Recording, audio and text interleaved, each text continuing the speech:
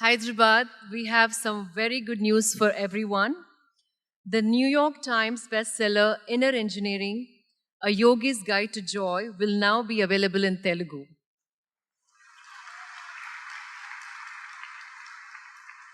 In this book, for the first time, Sadhguru presented readers with a path to achieving absolute well-being through the classical science of yoga in a practical, accessible book.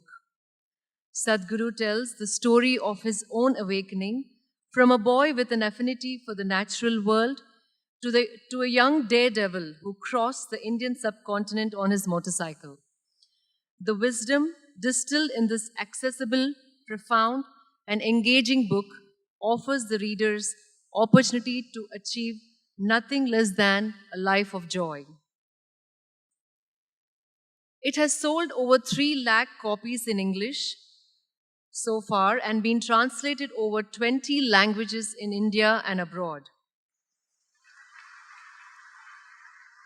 We are happy to announce that the book is now available in Telugu, published by MSCO Books, Hyderabad. To launch this book, we request Nani to please come on the dais.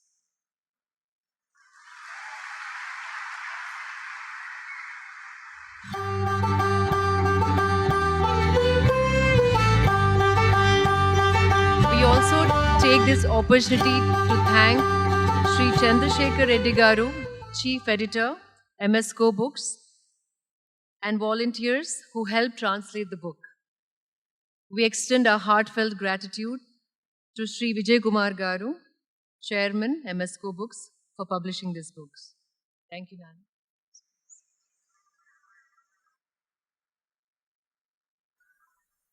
Now, to the much-awaited part of the event that we are all looking forward. I request Sadhguru to please come on the dais.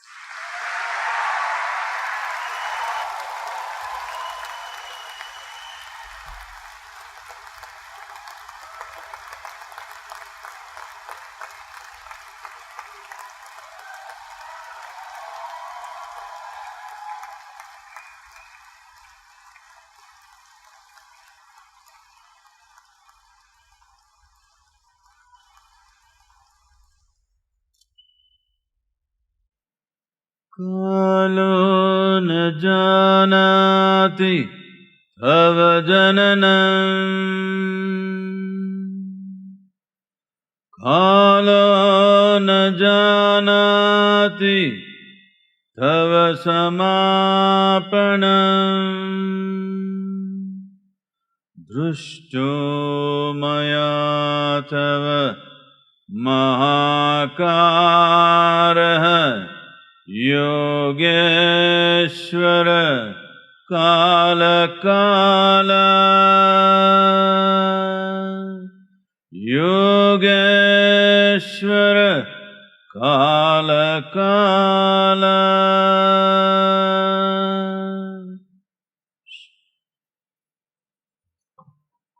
Namaskaram to everyone.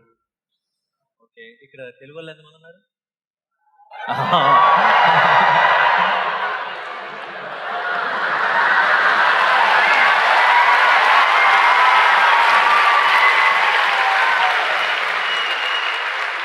చాలా ఇది చూసిన తర్వాత చాలా హాయిగా అనిపించింది. ఎందుకంటే ఏదో ఒకటి కొత్తగా చేయాలి, ఇలా సద్గురుతో మాట్లాడాలంటున్నారు అని చెప్పిన వెంటనే కొత్తగా చేయాలంటే పాత వీడియోలు కొన్ని చూద్దాం అని అనుకున్నా. పాత వీడియోలు చూసిన వెంటనే నాది గ్యారంటీ కొత్తగా ఉంటుందని అర్థమైపోయింది. ఎందుకంటే నాకు వాళ్ళంత ఇంగ్లీష్ రాదు.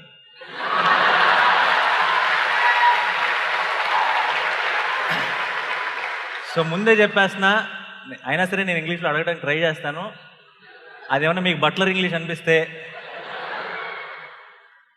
ట్రాల్స్ చేశారంటే మర్యాదగా ఉండదు చెప్తున్నా. ఓకే కదా?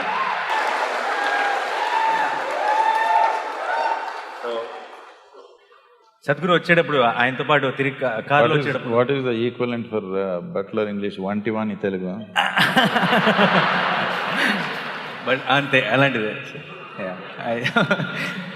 సద్గురు కూడా తెలుగు వచ్చు, సో కొంచెం ధైర్యంగా అప్పుడప్పుడు తెలుగు మాట్లాడేయచ్చు నేను. వచ్చేటప్పుడు కారులో సద్గురు అడిగారు, సో ఇప్పుడు స్టేడియంలో వచ్చే మీ ఫ్యాన్స్ జనరల్గా ఏజ్ గ్రూప్ ఉంటారు అని అడిగారు. సార్ ఇప్పుడు వచ్చే ఫ్యాన్స్ ఎవ్వరు నా ఫ్యాన్స్ కాదు, మీ ఫ్యాన్స్, అండ్ ఇది అన్ని ఏజ్ గ్రూపులు ఉంటారు అని చెప్పాను. సో సార్ ఫస్ట్ టైం చాలా ఇదేంటి క్వశ్చన్ కాపీ చేస్తారు?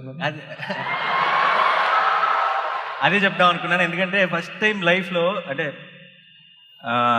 చాలా చాలా స్పెషల్గా అనిపిస్తుంది ఈరోజు. ఎందుకంటే లైఫ్ లాంగ్ టీచర్స్ అడిగిన ఒక్క ఆన్సర్ కూడా ఒక్క క్వశ్చన్ కూడా ఆన్సర్ చెప్పను నేను. ఈరోజు అన్ని ఆన్సర్లు ఉన్న వ్యక్తిని క్వశ్చన్స్ అడుగుతున్నాను.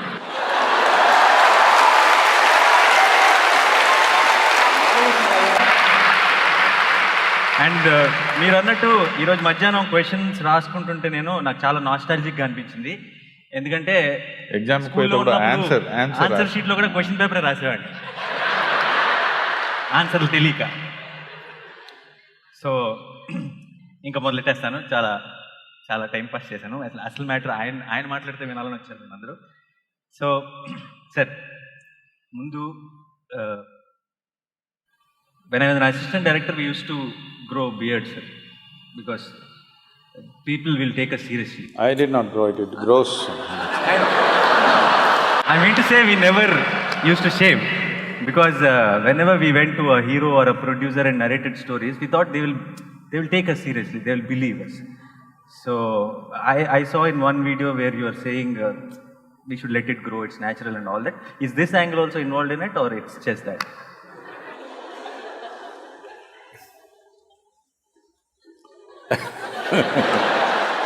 Well,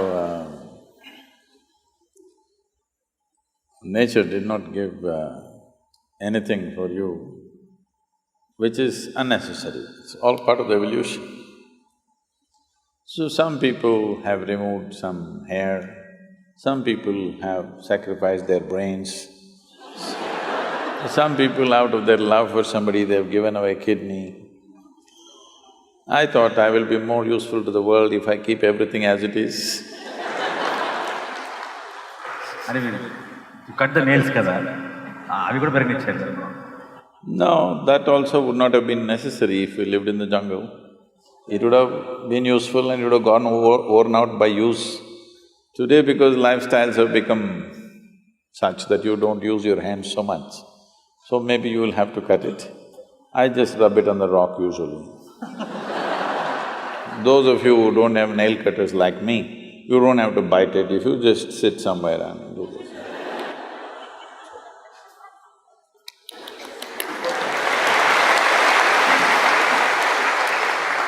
So this question has been bothering me from a long time. See, most of the questions today I'm going to ask are not the ones I've asked on Twitter or anywhere. To ask questions I'll ask Sadhguru, or I'm not forwarding it here, I'm just asking whatever I have a doubt. So you might find it very basic, dumb or whatever, but those are my questions, so I'm asking that. So this has been bothering me from a long time.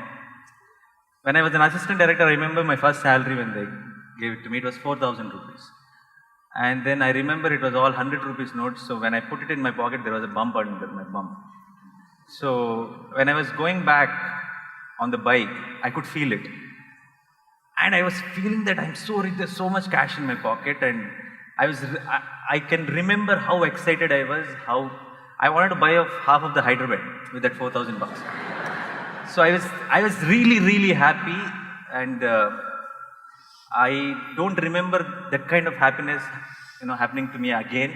Now I'm earning thousands of times of that, but I don't remember what,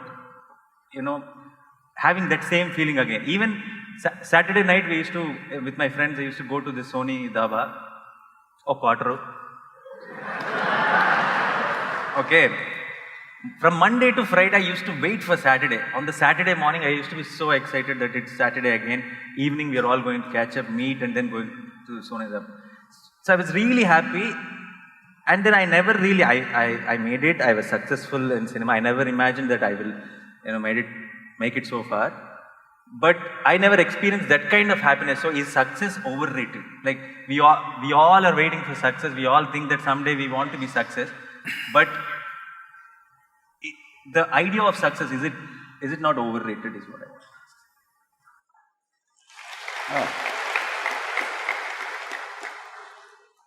So, all those who clapped, we know they are failures.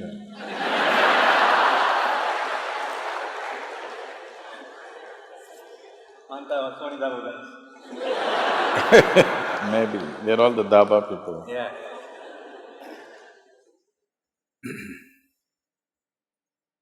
So when you understand a means as an end, then this will happen. Money is just a means to do whatever we wish to do.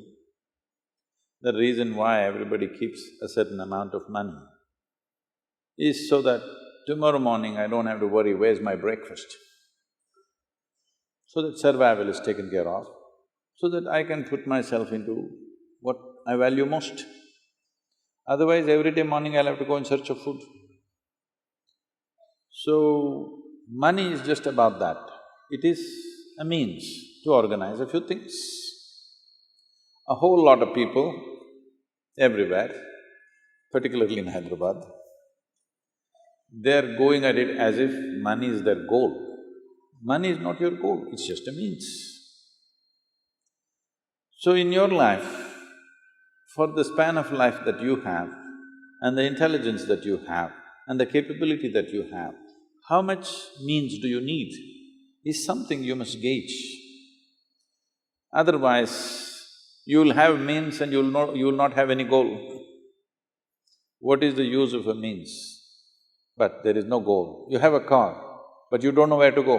What is the point? You know where to go. If you get on the bus, you will go there in 6 hours. If you get into your car, you'll go there in 2 hours. That's why you have a car, because you know where you want to go. Now you don't know where you want to go, but you have a rocket. What is the point? And anyway, if you bought half of Hyderabad, I want you to understand, the real fun is in the other half always.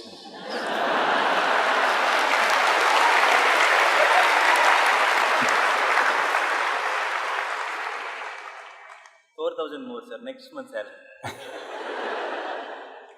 You have heard of Alexander the Great?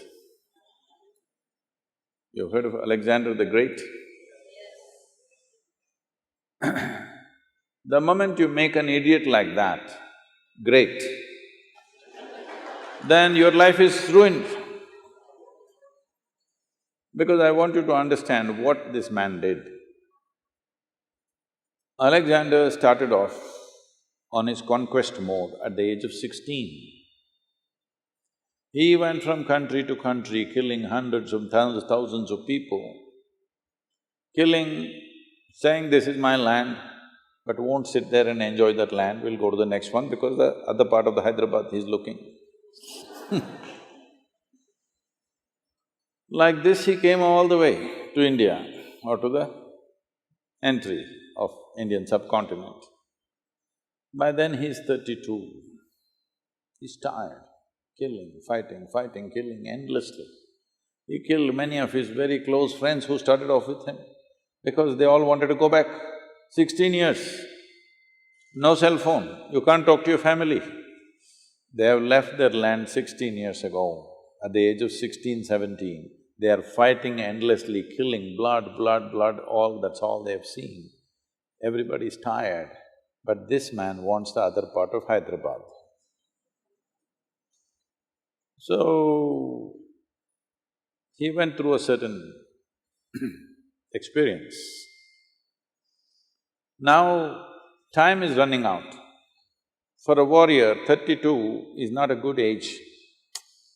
Things are becoming little weaker, not as good as it was at 25. So he is worried.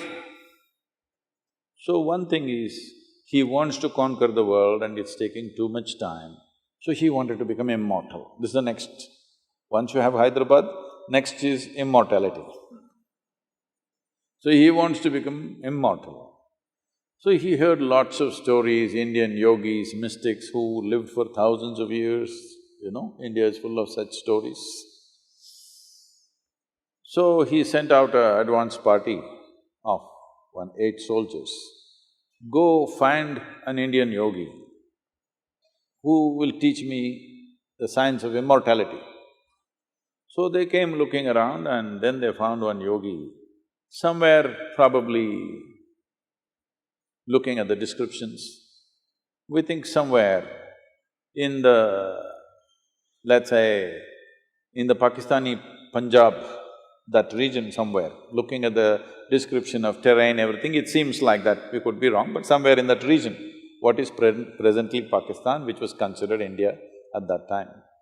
So he came and they came and they found a yogi sitting under a tree, just one loincloth simply, sitting there under a tree, blissed out. They looked at him and they said, you come, our Alexander wants to meet you. The yogi laughed and said, I'm not going anywhere, I'm here. If he wants, please ask him to come. They said, no, you better come, he is the emperor, you just come now. He said, no. They pulled out their swords. These are violent men, they can take off your life for nothing. Now he is given a good cause that he is refusing their orders. So they said, we'll take off your head. He laughed and said, take it off. I've finished everything that I need to do with myself, I'm just sitting here, enjoying my existence. You want to take my head, take it. See, if I take your head, I will not get your intelligence. This is one thing people must understand. If I could get your intelligence, I could take all your heads and keep it with me. But no, if I take your head, I will not get anything from you. Only thing is, I'll have a piece of meat to handle. So then they thought, oh, this guy is not scared of death, he must be immortal. They said, begged him, please come, our emperor wants to know about immortality. The yogi laughed, let him come here. Then they went back and said, I think we have met a man who is immortal because we pulled out our swords, that guy is not scared, obviously he must be immortal. Then he himself came. When he came,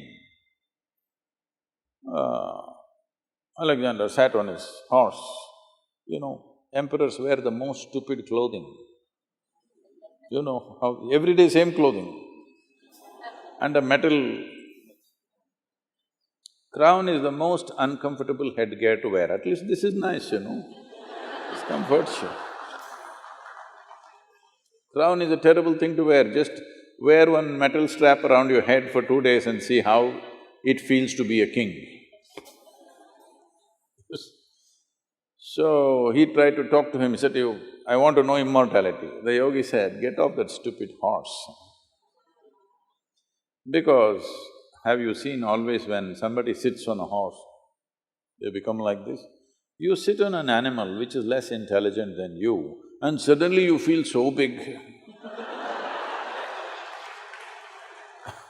So he said, you get off that stupid horse first. So he got off, then he asked about immortality. The yogi tried to tell him, see, this is not the way to go. If you want, I will teach you how to turn inward, we will see. He said, no, I want immortality. After much conversation, when it did not go anywhere, the yogi said, okay, you go in this direction. He gave the landmarks, how to get there, a long journey, about 5-day journey. There is one cave. In that cave, there is a bowl of water in a stone, on the stone floor, there is a certain amount of water. You just drink a handful of that water, you will become immortal. Immediately Alexander set forth.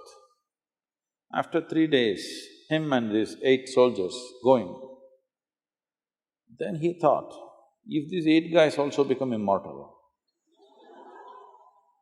see, the power is in killing them. His power is, I can kill you any moment I want. Suppose you become immortal, I can't kill you, then how do I manage you? So he said, you guys stay here. The last part of the journey, I want to do it myself. So he left them there and alone he went, found a cave. Then he found that water as he was told. He went and put his hands and was about to drink. Then a voice spoke and said, "Don't drink that water. I drank that and look at my state." He looked around, who's talking?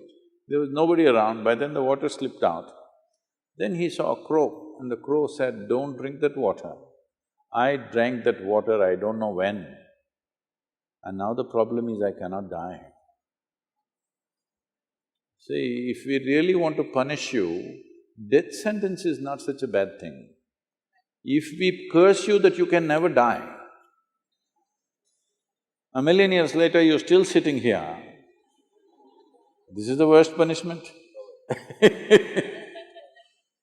So, Alexander did one sensible thing, he did not drink that water, otherwise we had to suffer him even today. So this is the only sensible thing he did in his life, he did not drink that water because he realized that he will not be able to bear himself. Forget about the world. The world will suffer, of course, but he himself cannot stand himself beyond a certain point. So we must understand, this life is not a conquest. This is not a conquest. The only thing that's there for you in this life is the profoundness of your experience. How profound is your experience when you sit here? This is all there is, nothing else you carry. Other arrangements we make for convenience. How much convenience do you want? Convenience will work only to a certain point. It will never transform itself into well-being.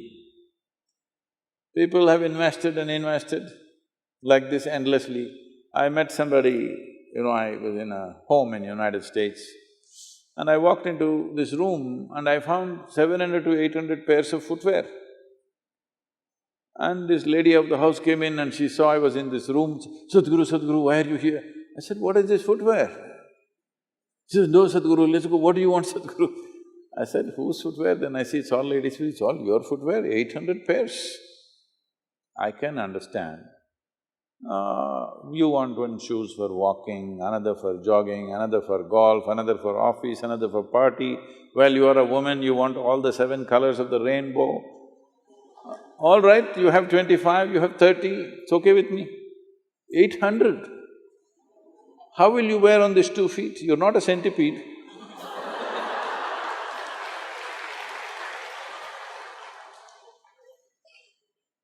I said, "How many lifetimes are you planning to come back and walk?" The day you met me, I thought, we will make this the last one for you. But now you've got shoes for many lifetimes ready. It'll all go waste if you don't come back. Then this was bothering me. And I met a CEO of a very large shoemaking company in America. Then I asked him, "Why would a woman buy 800 pairs of shoes?" He said, "Sadhguru, that is the only thing she can buy the same size throughout her life."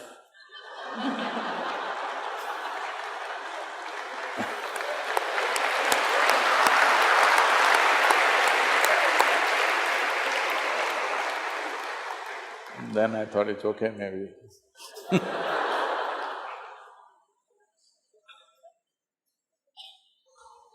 But the fun is in the other half. So basically, దీని అర్థం that I have become more wise, that I am unable to enjoy. See, you cannot enjoy anything, this must be understood. If you try to enjoy something, you will bring misery upon yourself.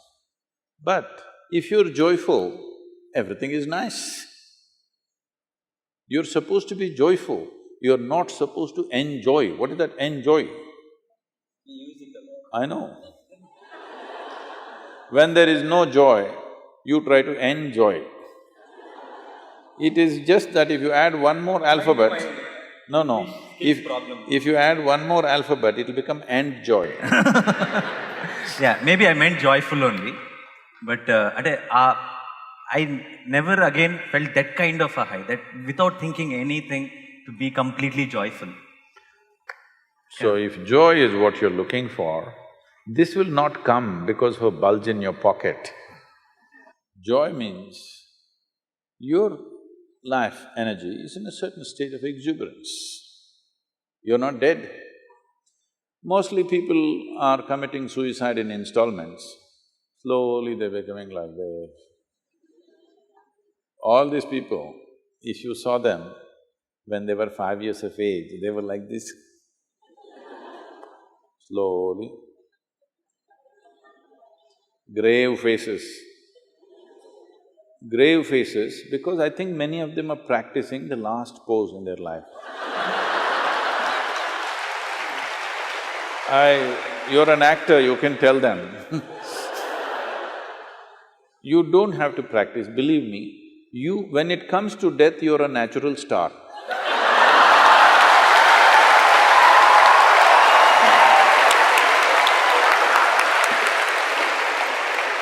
Have you… I know. Have you ever seen any dead body which is having a wrong expression on its face? No. So why are you practicing now? Life has many expressions that will happen if you're in a certain exuberance of life. If you're slowly killing yourself, yes, literally killing yourself, so slowly it is becoming like half dead. I want you to understand this. Fully alive is fantastic. Dead is good, at least for others. But half alive means it's torture. See, if I want to keep you, if I want to torture you, what will I do? Will I kill you? I will keep you half alive. That is torture, isn't it? So if you keep yourself half alive, this is torture. Every day waking up in the morning itself is torture for a whole lot of people. Only little joy when that Sony Daba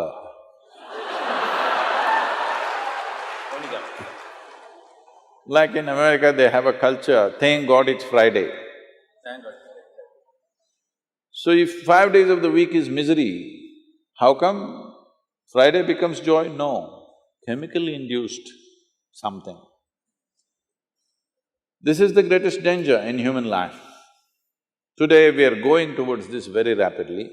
To be healthful, we need chemicals. To be peaceful, we need chemicals. To be joyful, we need chemicals. To be blissful, we need chemicals. For ecstasy, you have ecstasy. For everything you need chemicals. Once this happens, right now, I think it has happened approximately to 25 to 30% of the population on the planet.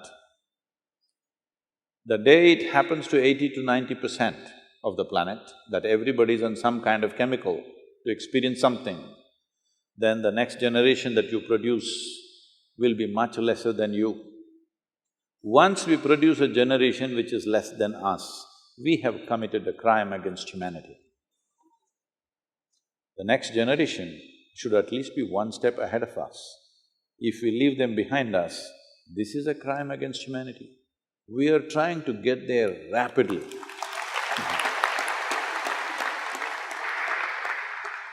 So ఇప్పుడు నాకు పర్టికులర్గా మళ్ళీ అలాంటి ఒక feeling ఇప్పుడు నేను feel అయ్యేది I think during my release time after working for 9 months on a film when I get to watch that film on screen that 3 hours is meditation for me. It's the most happiest moment in a year for me. I don't know if it's a good thing or a bad thing. So next question, నాకు ఎందుకు చెమటలు పడుతున్నాయి, మీకు ఎందుకు పట్టట్లేదు?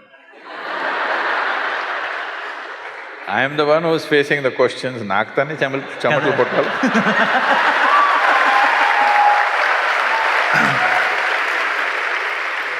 నాకు ఇక్కడ దాకా వచ్చేంత వరకు బాగా కాన్ఫిడెంట్గానే ఉన్నాను. మధ్యలో ఏవీ ప్లే చేశారు. అక్కడ ఆ ఏవీ చూసిన తర్వాత నుంచి చెమటలు పట్టడం స్టార్ట్ అయింది. సో మధ్యలో ఇలా తుడుచుకుంటూ ఉంటాను, మీరేమనుకోవట్లేదు.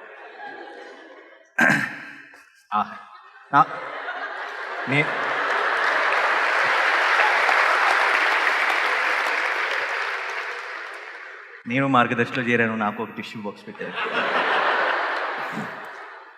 Thank you Sadhguru. కానీ మీ చేతి నుంచి తీసుకోవడం చాలా హ్యాపీగా అనిపించింది. నెక్స్ట్ ఇది ఇది ఇందులో ఎంతమంది కనెక్ట్ అవుతారో లేదో నాకు తెలియదు. సాధారణంగా మన ఇళ్లలో జనరలీ దిష్టి is a very big thing. దిష్టి తెలుసు కదా. సో మా అమ్మ చిన్నప్పటి నుంచి జనరల్గా దిష్టి తీయాలి అంటూ ఉండేది. అండ్ బయటికి ఎక్కడికి వెళ్ళినా సరే, చాలా బాగున్నావు దిష్టి తీయాలి, లేదంటే సినిమా చాలా బాగుంది నీకు దిష్టి తీయాలి, దిష్టి తగిలిందేమో. తర్వాత ఎప్పుడైనా మనకి చిన్న ఏదైనా యాక్సిడెంట్ అయినా, ఏమైనా ప్రాబ్లం వచ్చినా, చూసావా దిష్టి తగిలింది. సో తెలియకుండా ఈ ఐడియాని చాలా ఒక పాపులర్ ఐడియా చేస్తారు మన చుట్టూ ఉండేవారు. So I started after initially I used to think this is one chadastam, my mom just wants to do something, okay do it అనేవాడిని. But later when I started having this some accident at the shoot or something, it kept on happening, and particularly I had this back-to-back hits and then I had this back-to-back accidents also, and then without me realizing I started believing it. Suddenly I've started reminding my mom, amma dishti వెళ్తున్నాను.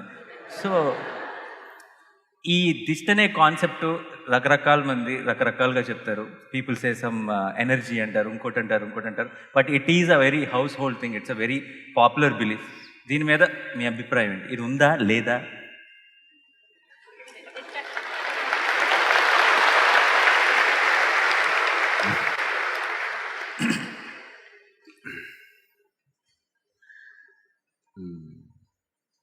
Daily స్నానాలు చేస్తారు. No, why I'm asking is in Chennai they're having bath once in 3 days. మేము ఇంకా హైదరాబాద్ ఇంకా అక్కడ పోలేదు మీరు, అక్కడ దాకా వెళ్ళలేదు. ఇంకా హుస్సేన్ సాగర్లో.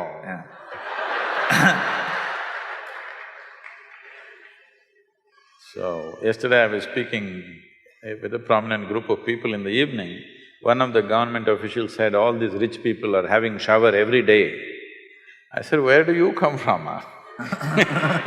In South India, without having a shower, we won't step out of our home. Yeah. No matter what. Even if we don't drink, we'll shower first. Yeah. So don't start this new culture, have shower once in… Thank God it's Friday. So, you wash your body with water. It's not just about removing the dirt. Even if you don't have any dirt, have you seen after a day's work, if you pick up a lot of stuff, you come and have a shower, oh, it's like a new life has come. Does it happen? Not just cleansing the body, it's not the soap, just the water running over your body. You go take a dip in a river, stay there for 10 minutes, come out, just see, it feels like you're born again.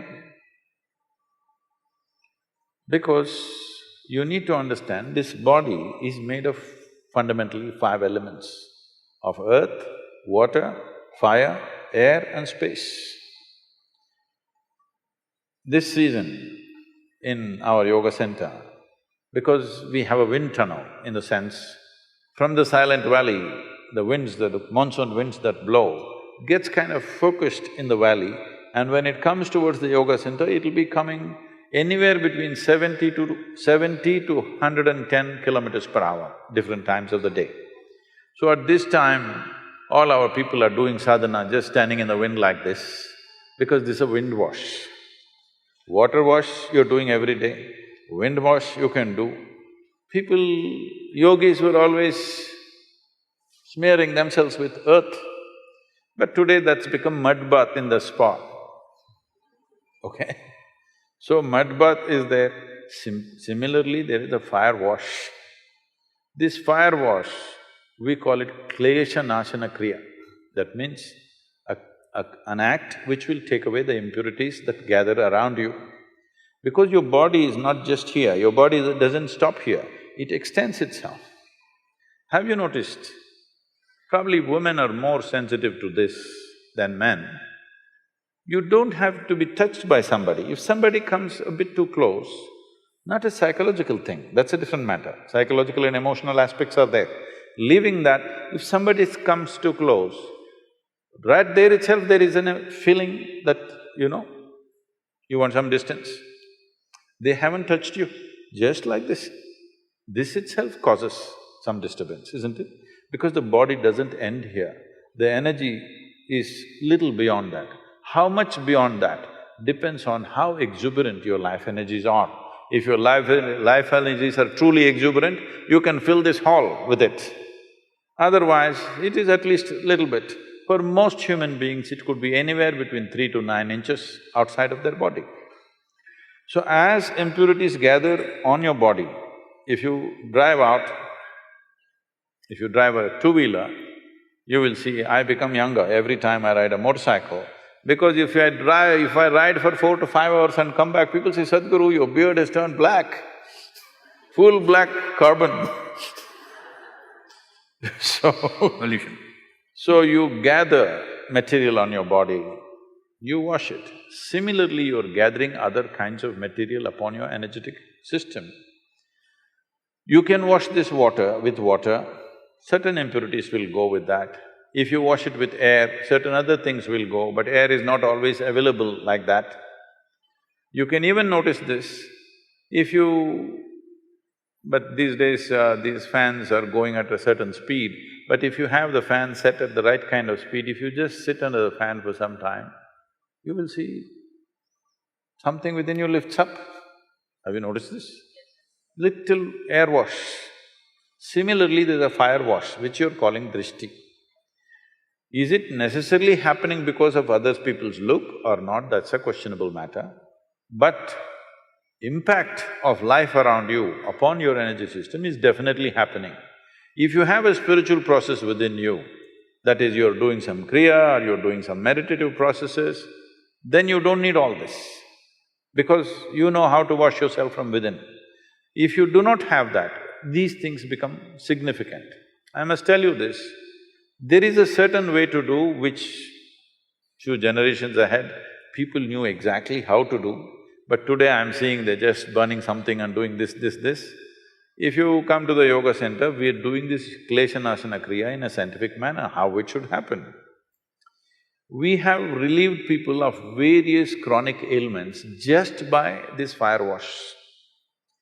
One surprise element that we found out recently is, we found that many children who are suffering with ADH, with learning disabilities, within a matter of 6 to 8 weeks of this fire wash, they have changed dramatically. This we never expected.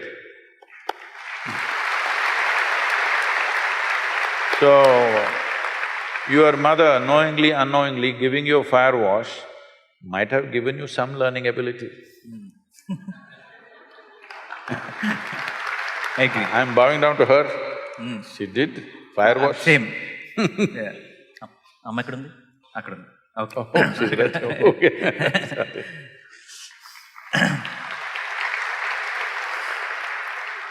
ఇందాక మీరు మన body కొంచెం బాడీలోంచి బయటకు extend అవుతుందని చెప్పినప్పుడు కూడా నేను బాగా కనెక్ట్ అయ్యాను, ఎందుకంటే మాకు సినిమాలో ఫైట్లో ఇక్కడ దాకా తీసుకొస్తే పడిపోతాం మేము. That's true. టచ్ అవ్వక్కర్లేదు. సో ఇది చాలా క్యాషువల్ డౌట్. రఘువరన్ అనే చాలా మంచి యాక్టర్ ఉండేవారు సార్. రఘువరన్ పేరు, ఆయన పేరు చాలా పాపులర్ యాక్టర్, ఇప్పుడు లేరు. ఆయన యాక్ట్ చేసేటప్పుడు ప్రాంప్టింగ్కి డైలాగ్ వేరే లాంగ్వేజ్లో యాక్ట్ చేసేటప్పుడు, when he used to act in other languages, for prompting he used to give these spaces in between dialogue and dialogue, where assistant director used to prompt him. So that became a style. The spaces became a style, and it was very popular then. Sometimes when I was seeing the videos, sometimes when there was some one complicated question, you start laughing. So I doubt if that's the prompting break. Really? Okay. No, who is that person who is prompting in your head, and how do you, in that little fraction of second, so well composed answer will come out? How is that possible? No.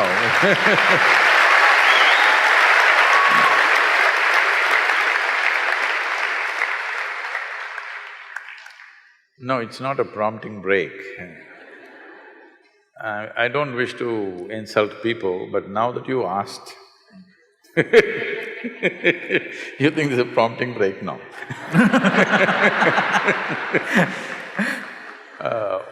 What usually people think is very complex is usually the dumbest thing possible.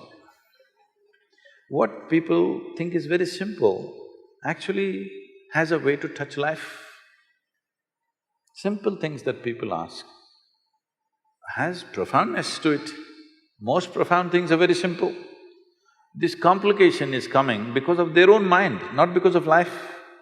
So when they ask these stupid questions, which they think is intellectually complex, I can't help laughing.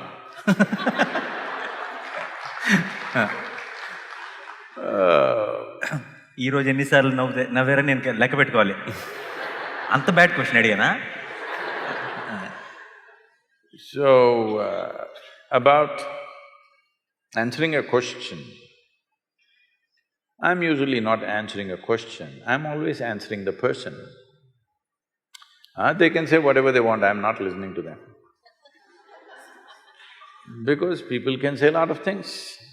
Shakuni, from Mahabharat, Shakuni said, God gave us humans ability to speak, to hide what is in their mind.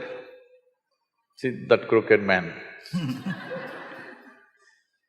Not to express what's in their hearts, to hide what is in their heart, that is why God gave us ability to speak. Which is true half the time for most human beings. So, they are making up complexities because they think by being difficult, they become valuable. By being difficult, you don't become valuable.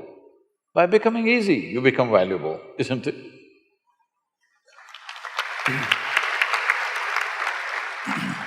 This has happened to everybody, but particularly to the so-called spiritual people. You tell them anything simple, they will speak in a language that you cannot understand. First thing, this is the knockout. The first knockout is, if you say something, I'll tell one sloka that you cannot understand. See, it's a way of totally knocking you out. I say something that you have no clue, you cannot figure this. Now I will go into a long philosophy about a simple question that you ask. So, people are making a living by making simple things complex. My life is about making complex things simple.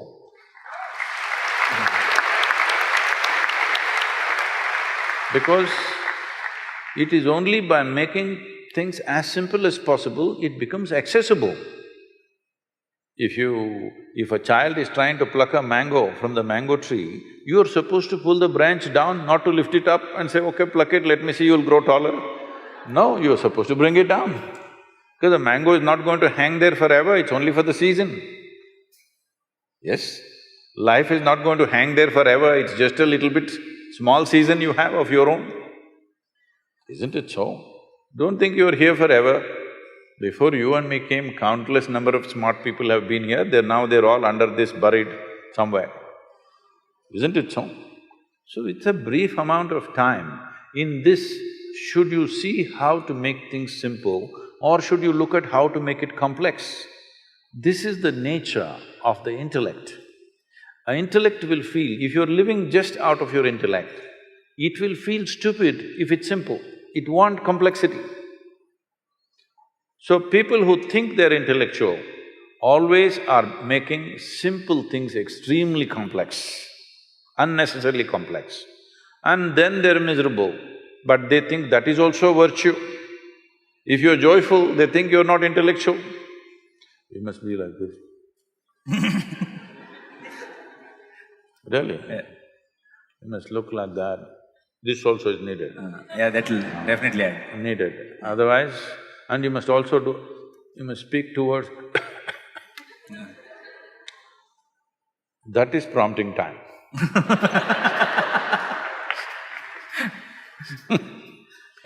I don't have any prompting time because I have no knowledge, I have no nothing.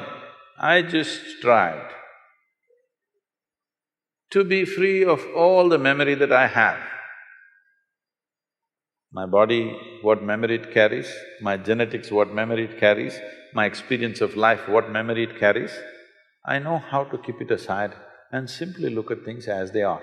This means, in your home you have a mirror, being a star, even if you're natural, you still need a mirror, right? ఏం నవ్వుతున్నారు మీ ఇంట్లో లేవా?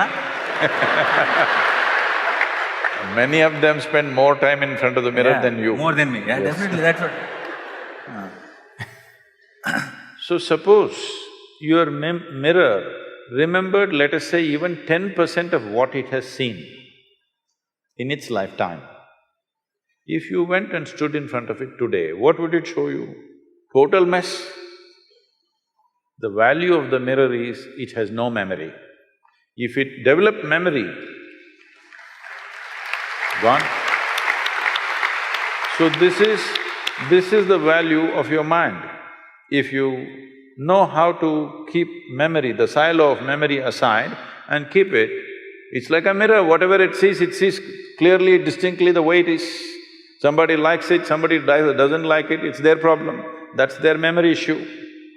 Yeah, how does somebody like or dislike something? They've developed a certain memory. I like this, I don't like this, I belong to this, I don't belong to this. I don't belong to anything, I'm just looking at it as it is. Maybe in a given moment, you're not able to expose all dimensions of what it is, at least what is relevant for that moment. So, does your mirror need prompting time? Television needs time, tube light needs time, mirror doesn't need time, so no prompting.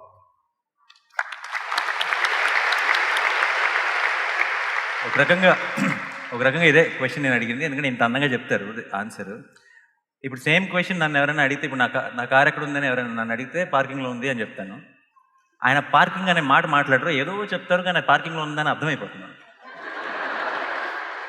అది అంత అందంగా ఎలా వస్తుంది అన్నది ఇప్పటికి పెద్ద doubt. అదే question అడిగాను అండ్ దానికి ఆన్సర్ వచ్చేసింది, బట్ అది ఎలా జరిగిందన్నది నాకు అర్థం కాలేదు.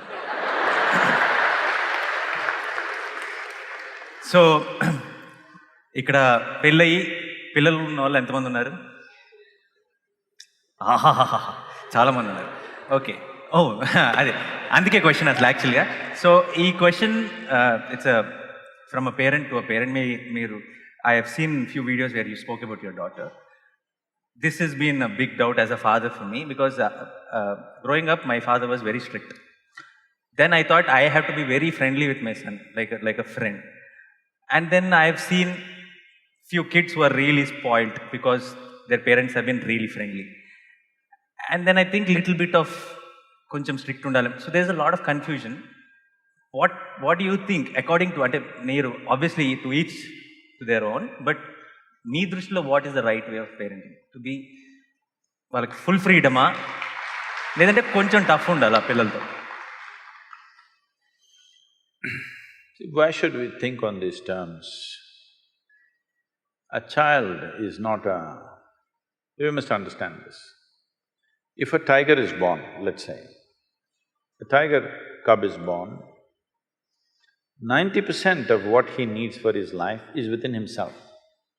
Only 10% parenting. The tiger's parents, mother and father, do just a little. 90% is intrinsic. If he just eats well, he becomes a good tiger. This is all. But now you're born as a human being, your only 10% is within you of being human. 90% has to be nurtured. This is the significant thing about being human, because the range of possibilities of how many varieties of human beings you can be within yourself is too many. That is not so for any other creature. They are born like that, nature has fixed it like that. Little variations, 10% variation between one tiger and another tiger. If both of them eat well, they're about the same tigers, isn't it? So because of this, human parenting becomes an important aspect. So once you bear a child, it's a 20-year project. That is if they do well. If they don't do well, it's a lifelong project.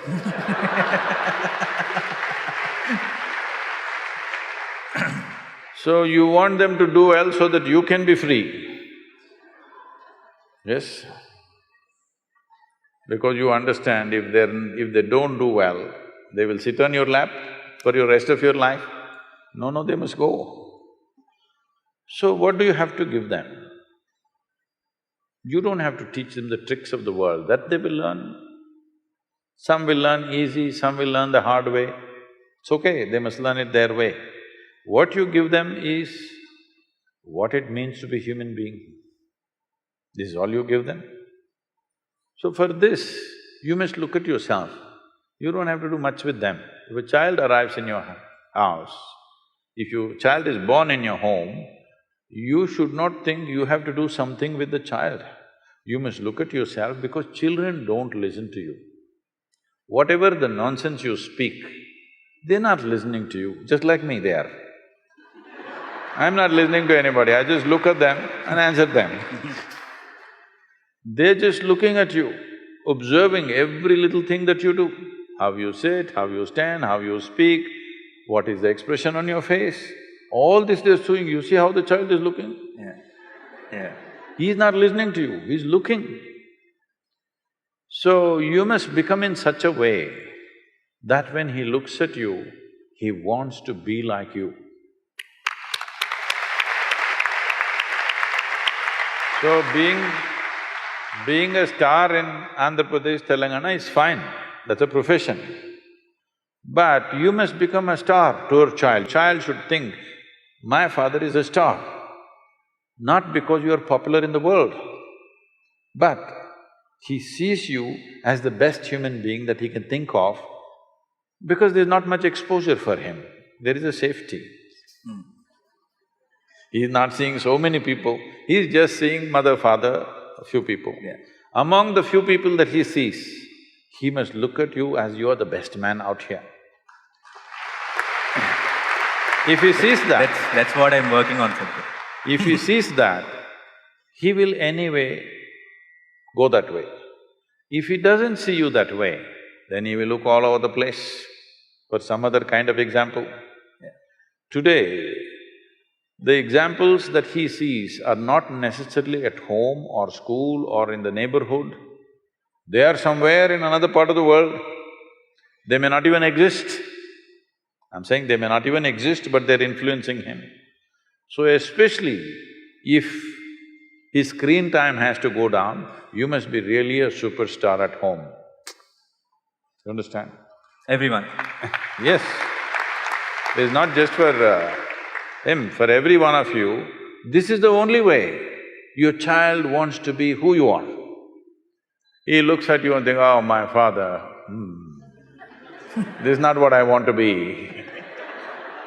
Then you try as hard as you want, he will do everything that you don't like just to freak you.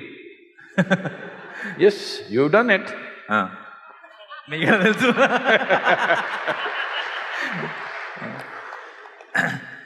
Just to freak you, he will do something. Just in reaction, even if you're saying the best things, he is doing the opposite of it, just in reaction. So this is very, very important. This is not about giving freedom, this is not about being strict. You just create an atmosphere where he's naturally looking up to you, he wants to be like you. In this, if you fix yourself, everything is fine, there's very little parenting to do. It's like, see, even the chicken, ducks, tigers, lions, all of them have done this. If they walk, see how all the little ones are walking behind, running behind them. They desperately want to be like their mother or father. Have you seen this? Your children should become like that.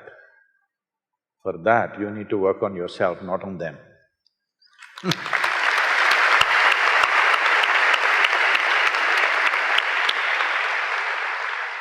ఆన్సర్లు వింటుంటే మంచి క్వశ్చన్లు అడుగుతున్నాను confidence వస్తుంది.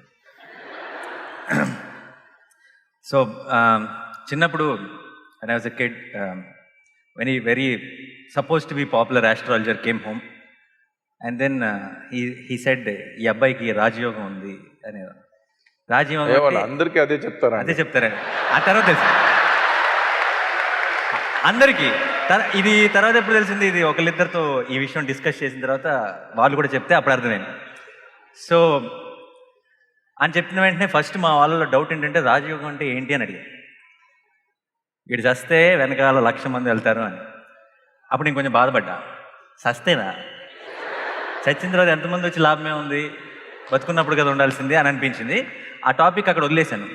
But then as I grow, when I was watching this generally in the industry, outside, everywhere, నిజంగానే చస్తే మంచోడైపోతాడు ప్రతివాడు. ఎందుకు అయిపోతాడో నాకు తెలియదు. Every time a politician or an actor or somebody in general also outside, somebody dies and then they have such good things to talk about them. Everybody says he's a friend, he's such a good guy. And sometimes I keep wondering, I wish these guys came back into life and they heard all this and went back to die again. So why is this happening? Because అందరికీ ఒక సడన్గా ఒక మంచి వచ్చేస్తుంది, అంతా చాలా మంచి. ఎంత మంచి యాక్టర్ అంటారు, వాడు సినిమా రిలీజ్ అయినప్పుడు ఎవరో మాట్లాడుతున్నాం, చచ్చిపోయినప్పుడు అంటారు Ravana. So why, what is the reason? చచ్చిపోయిన వాడు ఏదైనా తప్పు చేసినాడా ఇదివరకు? చచ్చిపోయిన వాడు ఏదైనా తప్పు చేశాడా? చేసిన వాళ్ళు ఉన్నారు చాలా మంది, వాళ్ళకి కూడా చాలా పొగడ్తలు చూశాను. చచ్చిపోయిన తర్వాత లేదు. అందుకే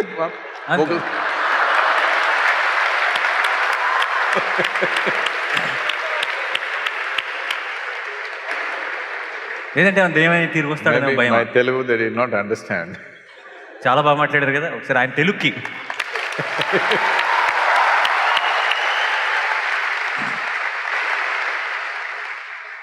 People appreciate the dead, rightfully so, because no dead man has ever harmed anybody. No dead man has done anything wrong ever, except that he smells if you don't treat him well. That's the only thing. You have to… he demands attention, that you quickly dispose him. Otherwise, he will make your life miserable. That's the only thing. Otherwise, he's not done anything wrong. So people naturally praise a dead man. Having said that, it is also a civilizational aspect, a human aspect, that it doesn't matter when you're alive, we may be running the same race, we may be fighting, we may be elbowing each other, struggling, looking at all negativities at each other. But when mortality happens, when death happens, we keep all those differences aside and we bow down and say, whatever was good about you, they may talk about it, nothing wrong with that. It's good everywhere in the world, no matter which culture it is. When somebody dies, very few people on the planet are so crude, they will also disrespect the dead body. They will kick it around, they will do horrible things to it, all this. Otherwise, most human beings on this planet, even if they fight war and they themselves kill them, once they die, they bow down. Because you bow down to mortal nature of who we are. We know he may be dead, I may be standing, but it's just a question of time. It's just a question of time. Apart from that, respecting the dead is not necessarily exaggeration. In every human being, there are pluses and minuses. Because both of you were running the same race, I highlighted your minuses all my life to put you down because I want to win the race. But I'm sorry, I don't want to use that word with you, somebody died. Now you talk about their pluses, because pluses were also there. There, we haven't spoken about it. We haven't spoken about it. If now also if you do not speak, even then you want to speak minuses, I think that will be very crude. At least when somebody is dead, if you have nothing plus to say, you become silent. Otherwise, the pluses that you did not say all these years, at least then you must say. I wish they said before, but that doesn't happen. That is true. I wish they had said it all their life, that's a different matter. Yeah. But life doesn't happen like that. Life is such that everything that you want, somebody else also wants. There are so many things. There are so many dynamics of life. Not everybody is living in that level of maturity. Even if what I want somebody takes, I can be joyful and be here. Not everybody is made like that. So they highlighted the minuses because of the frictions. But once a person dies, this is not the time to talk minuses. You highlight the pluses. But there are fools who are just exaggerating everything, that's a different matter. But this is a basic human decency towards each other.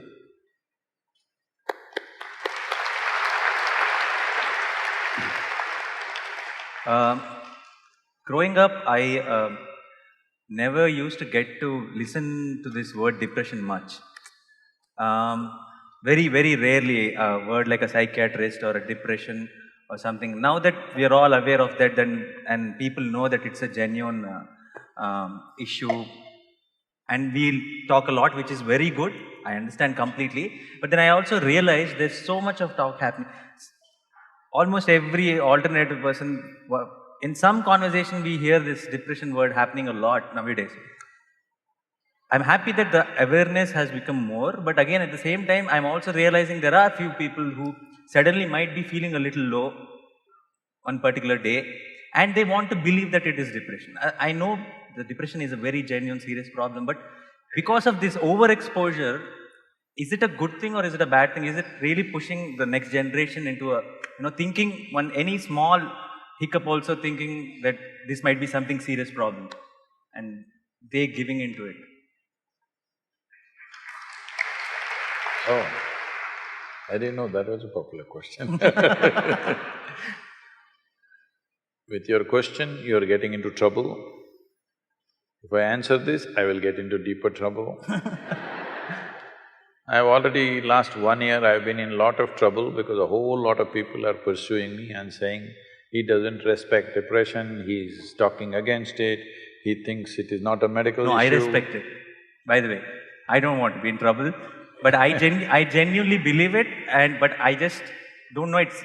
with few, it's just becoming too much. They're talking so much about it that sometimes people who are generally low in particular day also might feel. No, don't be. 90% of the cases are maybe fair, but sometimes.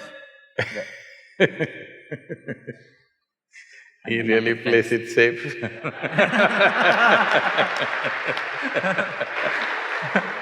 It is not that. I am not made like this, that if somebody is suffering, I'll mock them. That's the last thing I'll do in my life. Yeah. But these days, it's become an activism about everything, not just one aspect. So people are always looking for a cause in their life. Any one word, something, without even understanding what is the context of that one word, simply they'll go on. So let me tell you this. This depression issue came up. It was a quote, a daily quote in which I said, whatever the nature of your ailment, physical, mental, essentially the source is within you. Either your body has turned against you or your intelligence has turned against you. It's a fact. You can give it many names, you can call it stress, anxiety, depression, this, that. Something has turned against you. That is, something within yourself has turned against you. Some outside situations also may prompt you, push you in that direction. But fundamentally, if my intelligence was working for me, I would definitely keep myself in the best possible way. If all the cells in my body were working for me, will I make myself sick? So this is all I said. A campaign ran for about 6–8 months, all kinds of people commented, he doesn't know what he's talking, this. I have spoken to top-level people in this field across the world. All of them think what I'm saying is perfectly fine. Even if I don't get endorsements from them, I know it's perfectly fine because I know how my mind works. I know if I give myself the luxury, I can also become depressed. Something doesn't work my way. Nothing actually works my way most of the time. Yes, I will tell you in more detail if we have time. Because when you do as many things as I do, so many things don't happen the way you want it. The reason why people have reduced their lives to very small scope is simply because they're afraid of failure.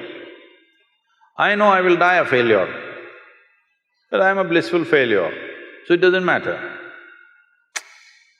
In my life, it so happened, almost 38 years ago, I was sitting in one place, suddenly every cell in my body burst into ecstasy. Then I observed what is happening within me. Then I realized after a few weeks, if I don't mess with my mind, I'll burst with ecstasy. Then I thought, this is it, I have discovered something fantastic. On that day, the world's population was 5.6 billion people. Then I sat down and made a plan that in next 2.5 years, I will make the entire world ecstatic. Hey, wait, don't clap at my failures. Now it is 38 years. We've touched a few million people, people say we have touched some 500, 600 million people. But that's not my idea of the world. Now the population also has increased. I know I will die a failure, but I'm not a depressed failure, I'm a blissful failure. Now, why I'm saying this to you is, well, there are certain pathological issues within the system. There are genetic issues, there's chemistry issues. But for all this, fundamentally, the basic control for all this is within you. You have not taken charge of it, that is a clear factor. You're trying to manage an inner situation by arranging an outer situation. But whoever the hell you are, you can never arrange the outer situation just the way you want it. Does it ever happen? Does it ever happen to anybody? Nobody happens 100% your way, isn't it? Not your husband, not your wife, not your parents, not your children, not your friends, not your office, nobody happens 100% the way you want it. So if you are going to freak every time when something doesn't happen the way you want it, then you will freak for the rest of your life. So if you see this, you would understand that the source of all human experience is within you, including how your chemistry will slosh is within you. When somebody is ill, are we going to talk all this to them? No.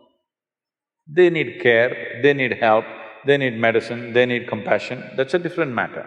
But those of you who are healthy, if you think, because right from childhood this comes, if you are sick, you get attention, if you're joyful, you'll get scolding. This must change in the society. Joy should get attention.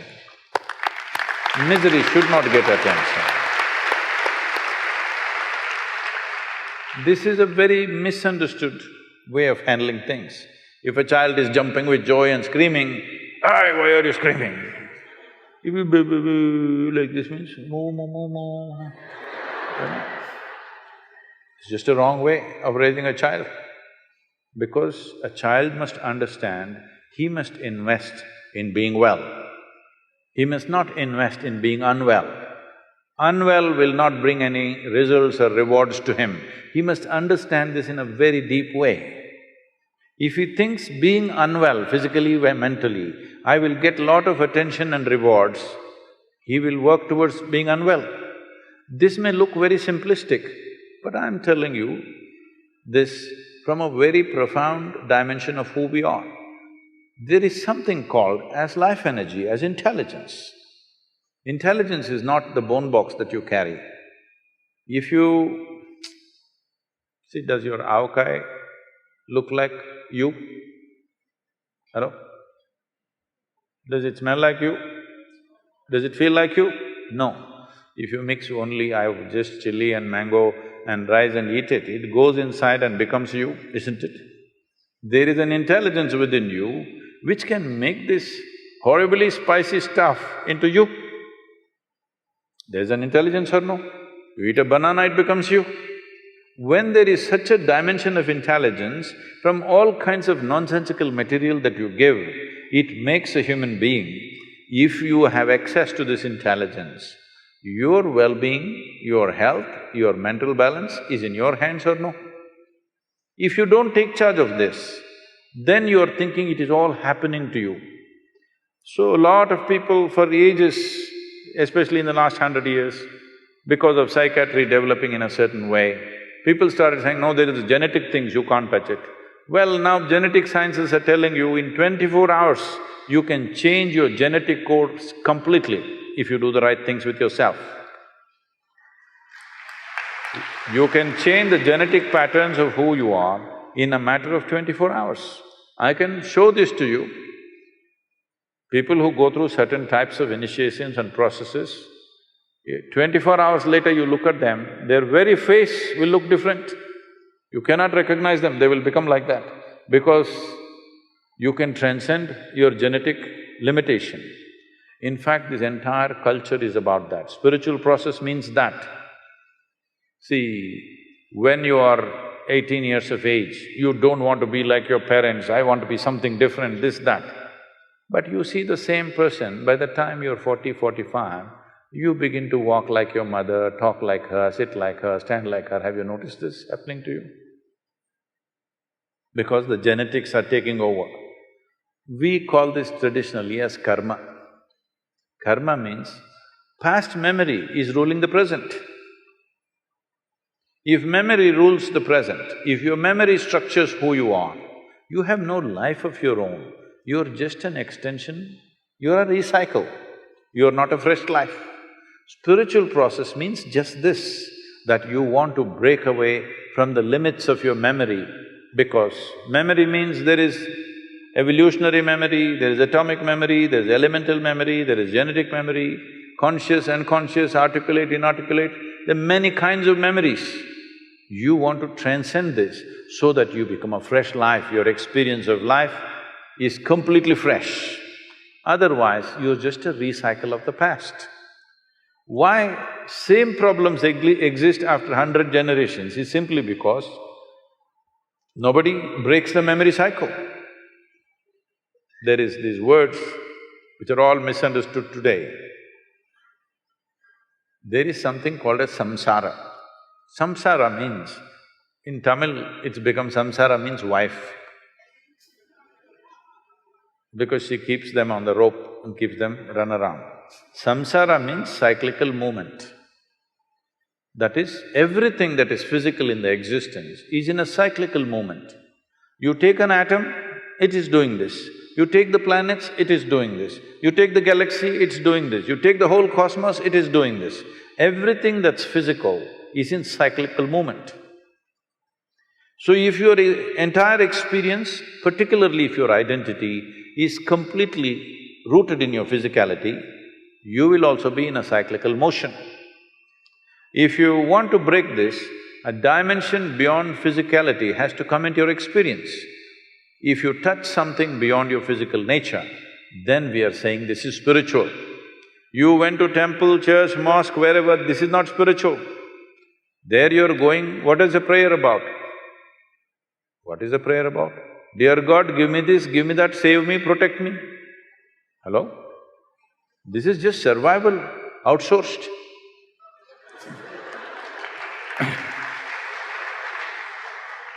So if you want to break the cycle, then you have to touch a dimension which is not physical in nature.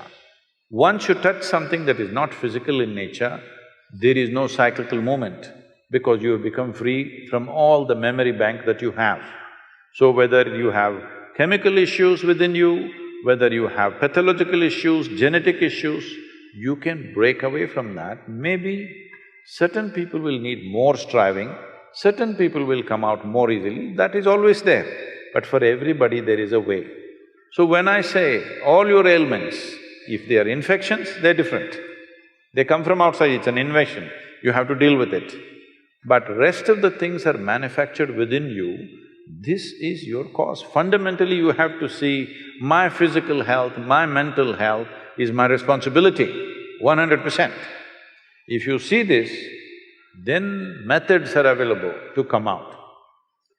We have all the compassion, because I want you to understand, if you have a physical ailment, you will get compassion from everybody.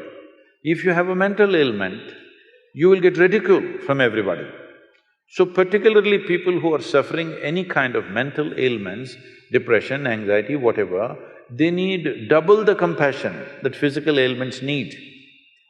But normally in societies, they get ridicule because it is very difficult. It's very difficult to decide whether this person is really sick or making it up, or they're acting it up to get something out of me, or what it is you can't make out. One time it looks real, another time it looks like it's made up. So, unfortunately, both for the one who is suffering and those who live around them, It is a constant struggle. But the most fundamental thing is, whoever you are, whatever condition you are, first and foremost thing to understand is, physical and mental health is my responsibility. It can go out of hand, it's always there. Whatever you do, we may die, whatever we do, we may become sick, that's a different matter. But it is our responsibility. If you see this, there is a way to touch the very source of creation which is throbbing within you. When the source of creation, which made this entire complex body out of avkai and chintatokku, when it can do this, it can also do some repair job, isn't it? Hello? One who manufactures the whole thing, can't he do some repair job? You have lost access to it.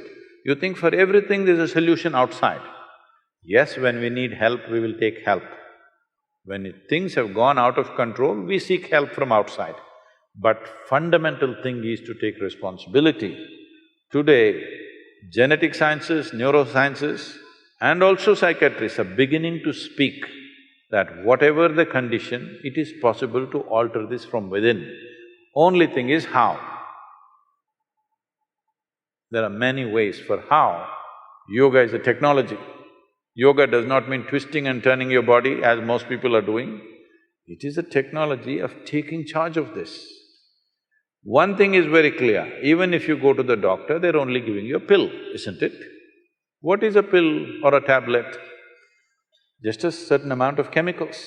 If you put these chemicals, it lifts you out of your depression, it makes your anxiety go a little bit. It may not permanently go, at least for those few hours, it's down. So essentially, human experience has a chemical basis. Your joy is a certain kind of chemistry, your misery is a certain kind of chemistry, anxiety is one kind of chemistry, tranquility is another kind of chemistry, ecstasy is one kind of chemistry, agony is another kind of chemistry. All human experience has a chemical basis to it. This is the greatest chemical factory on the planet, most complex and sophisticated chemical factory on the planet. The question is only, are you a great CEO or a lousy CEO? That's all the question is. That may sound brutal when you're sick. When you're sick, there is compassion. But when you're well, you must take responsibility for this. Otherwise, you will make yourself sick. Everybody has an excuse as to why I should not get up from my bed and cry in my bed. Everybody has some reason, isn't it? Hello? Yes or no? Everybody has some pain somewhere about something. Somebody died, somebody did not… somebody is born, somebody is not born, all kinds of things. There is no human being who doesn't have a reason to push themselves into some kind of mental dip. Everybody has or not, there is a reason. Some people get there, some people don't get there. Is it always intentional? No. But there is an inner intent. That intent may not be a conscious intent. There is a chemical intent, there is genetic intent. Your atte was depressed, now you don't know why.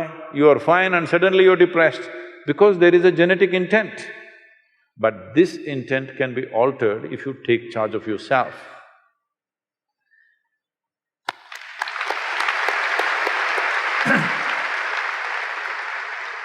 You would have heard about this word, deja vu. మీ అందరికి కూడా అనిపించుంటుంది కదా, అప్పుడప్పుడు ఏదో చూస్తాం, ఇది ఇంతకుముందు కూడా అయ్యిందే, ఇలాగే జరిగిందే అని అనిపిస్తుంది. సో ఐ ఆల్వేస్ స్ట్రాంగ్లీ… సినిమాలో అలా జరుగుతుందా? అదే సీన్ చూపిస్తారా? అది it's called some loop effect. There are some 4 or 5 films made which keeps repeating itself. But in life I felt strongly few times, I know it's not possible, but I saw something and I thought, exactly ఇదే ఇలాగే ఇంతకుముందు జరిగింది. అది ఎందుకంటారు? What you think is that? Bad direction అండి, అదే scene వస్తుంది. ఎవరు డైరెక్టర్? దేవుడా?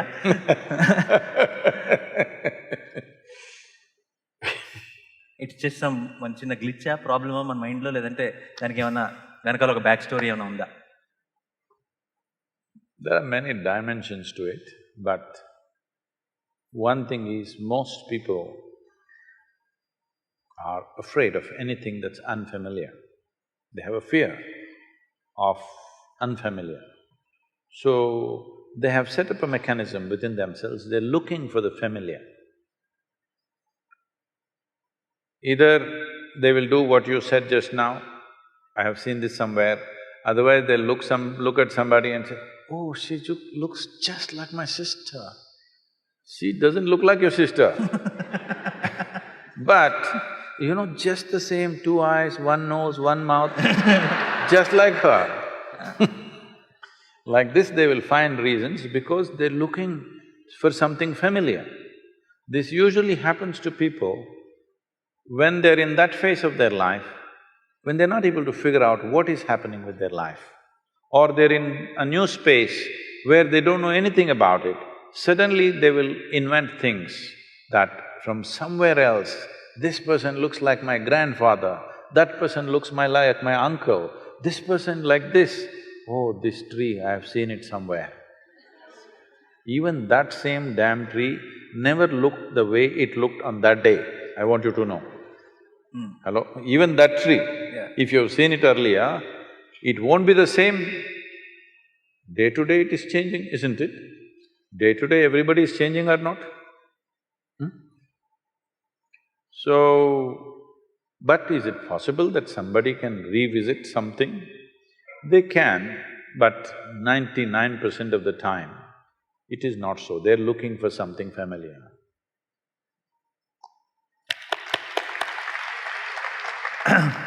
ఇది ఓకే ఓకే సో ఆడియన్స్ ఎవరైనా ఏమైనా క్వశ్చన్స్ అడగాలనుకుంటే నాకు చాలా క్వశ్చన్లు ఉన్నాయి కానీ మీకు ఇచ్చేస్తే ఛాన్స్. సో ఈ సెలెక్షన్ ప్రాసెస్ ఎలా జరుగుతుంది? నేను ఎవరికి ఇవ్వాలి mic? Okay.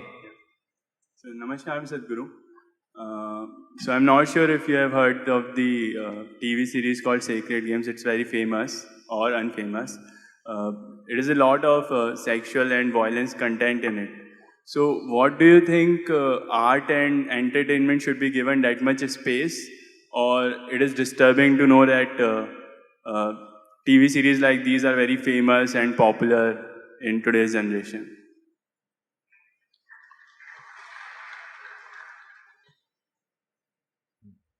If I understand the question right, you're asking why something that depicts so much violence and sexuality, why is it popular or why should we allow it to happen? Is that the question?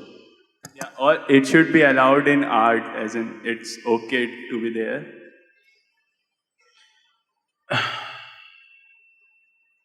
See, the dangers of this, even addressing this question is,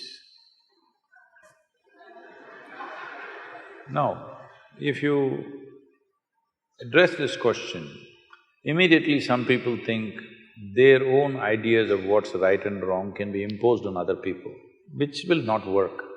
In a free society, it will not work. At the same time, is violence, extreme violence in movies and very gross ways of… Usually sexuality means generally a woman is being treated in a not necessarily a nice way. I remember in the 70s, there were movies, Hindi movies.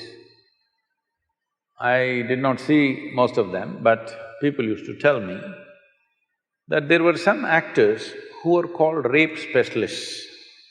Hindi? Yeah, in Hindi. So in every movie, there has to be one rape. It became almost like a standard for some time.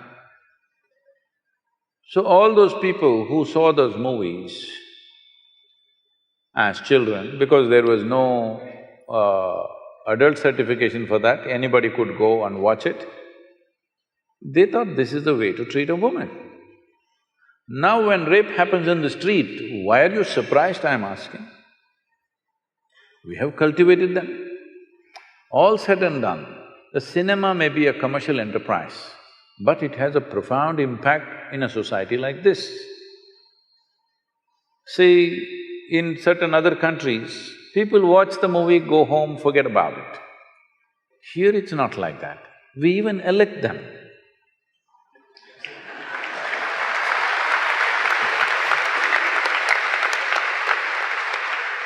Because a cinema is not a cinema. Cinema is more than reality in this country.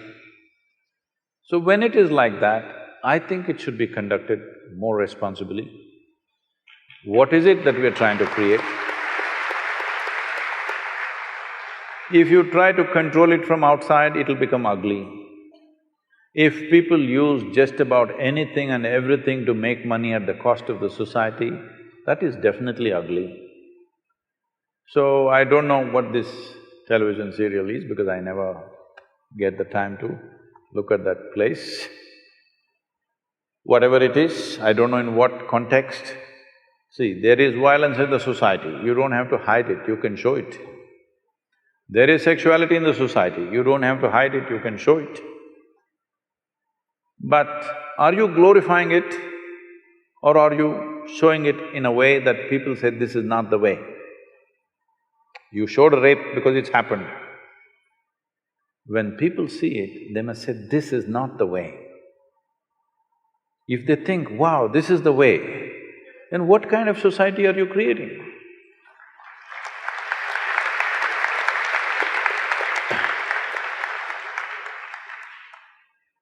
So, many times this has come to me in various different forms, this kind of question. I think people are hiding behind art. I'm sorry if I say anything wrong. People are hiding behind the term art.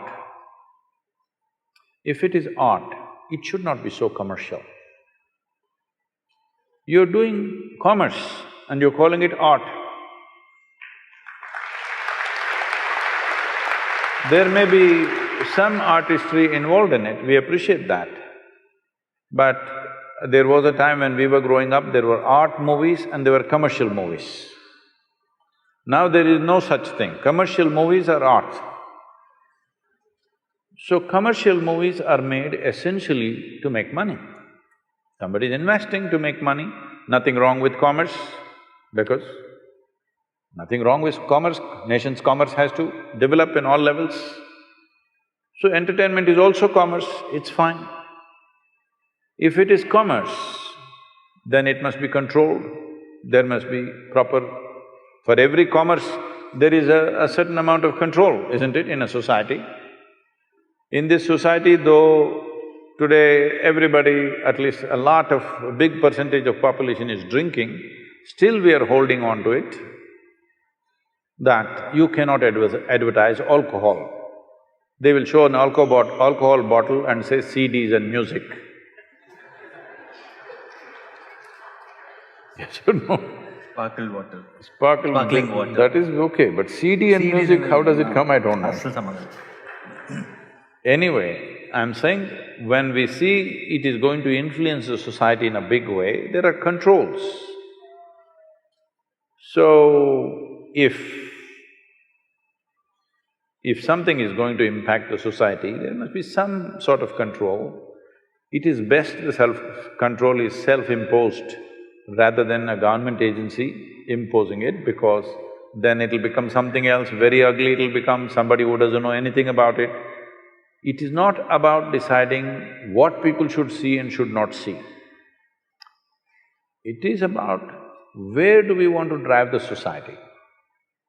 Right now, more than… I don't know about this television serial, I'm continuously speaking about all the… what are these… video games. A 5-year-old child enjoys shooting people. That's the only thing he plays. He enjoys shooting people on the screen. It's quite good because it doesn't spill blood anywhere, it's okay. There it spills, but it's okay. Now when he becomes 18, doesn't he want to get a little real? Hello? In United States, the school shootings are happening. People think it's an American phenomena. No, no, no. If there were guns in Indian homes, it will happen. Hello? You think it won't happen? In America, in every home, there is more than one weapon, all right? In almost every home, there is more than one weapon, minimum. There is at least a shotgun and a handgun, for sure. We have toy guns. Not that, Kids, I'm saying yeah. real firearms. Yeah. So there is excess, so it is only happening in America. But if there were weapons in Indian homes, even here kids would be shooting each other, for sure. When emotions fire up, you want to shoot, isn't it? So from the age of 4, 5, if you're practicing how to shoot people, when you become 16, 17, 18, don't you want to get real? Don't you want to see some real blood? I don't see what's wrong. If you are cultivating your children to do this on the screen continuously, what is the problem for you if he gets real? Or if his friend gets real and he shoots your child, what is the problem, I'm asking? Because you must understand, certain actions have certain consequences. This must be handled responsibly by people who are creating those things. If you bring laws for everything, then society becomes ugly. Government cannot manage these things, people should manage these things. So if somebody makes such a thing, people should not go and watch it. But no, they all want to go and see. So somewhere they enjoy it, isn't it? Today you see any of the Hollywood movies, it's not like before. Before also they were shooting, but now it comes, the bullet enters and the brains splash and there is a rerun. Again it comes in slow motion and splashes all over the place. People are enjoying it. Once you enjoy these things, then violence is inevitable on the street. It's just a question of graduation, isn't it? So, what kind of society we want to create? All those people who influence the society in a big way, whether artists, politicians, media people, spiritual leaders, religious leaders, whoever has influence over people, they must look into themselves and see what is the consequence of our actions. This much responsibility must come.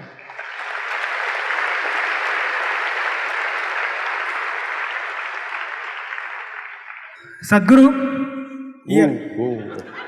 How did you grab the same place. microphone? Yeah. I have a question. My previous generation, my fathers are farmers, but they made me an engineer because they couldn't able to survive from their land. So the complete generation of my 5 fathers has converted to engineers or some other works. So entire farming is vanished there. I am interested to do farming, but because of the survival problem, I came to an engineering. So how I have to overcome this process? Okay. Anyway,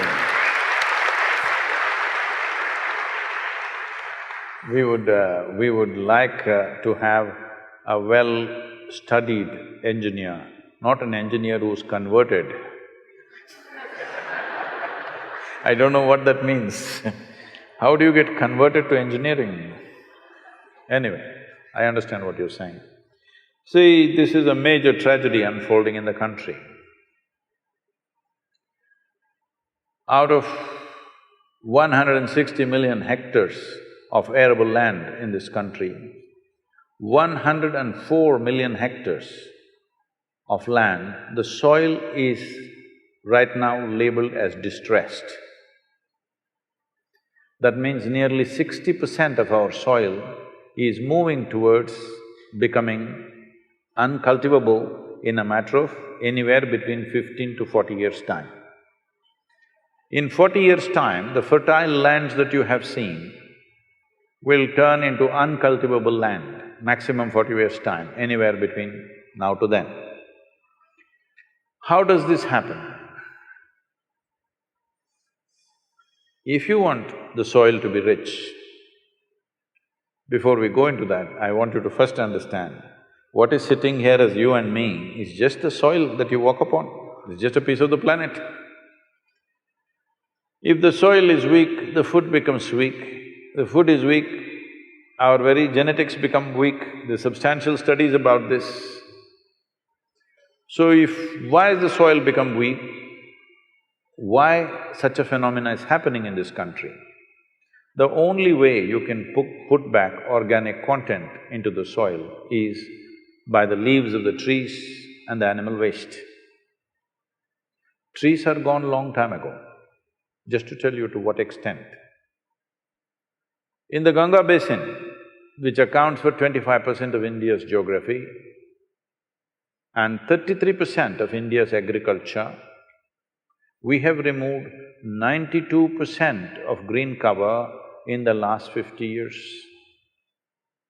92%. What is our plan for this land?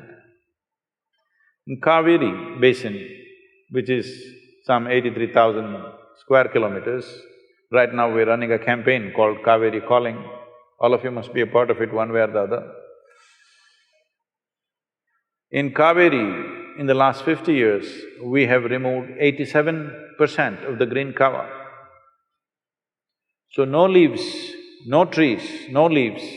Animals are all traveling abroad. How will you enrich the soil? The food that you're eating is just the soil. You ate it up. What did you put back? Nothing. By throwing chemicals, you think it'll happen? Pretentious agriculture is happening. If we don't change this, whatever other aspirations we have, everything will fail. Doesn't matter what business, industry, what you develop, we'll have serious issues. People think water is the issue, water is not the issue, soil is the issue. If soil is rich, there will be enough water. The reason why agriculture is suffering is, this is one aspect. The other reason is, why at the time of independence, over 92% of Indian population was in agriculture. If you look back and see, 250 years ago, we were the largest economy on the planet. We were the biggest exporters, 33% of the world's export came from India 250 years ago. So what were we exporting? Were we exporting rice? No. Were we exporting agricultural produce? No. What were we exporting? We were exporting largely spices, more than that, textiles. Andhra Pradesh, every district has a weave of its own. Yes? Textiles was the main thing. Between 1800 and 1860, when the English decided to destroy the textiles of this nation, systematically they went about destroying it. From 1800 to 1860, our exports came down by 96%. So that doesn't happen just like that. That was done as a systematic process.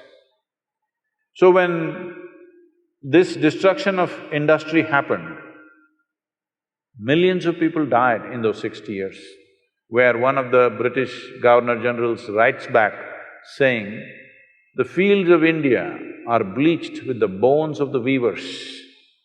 Millions. It is estimated over 3.5 million to 4 million people died in those 60 years out of starvation. The rest desperately went about doing some kind of subsistence agriculture.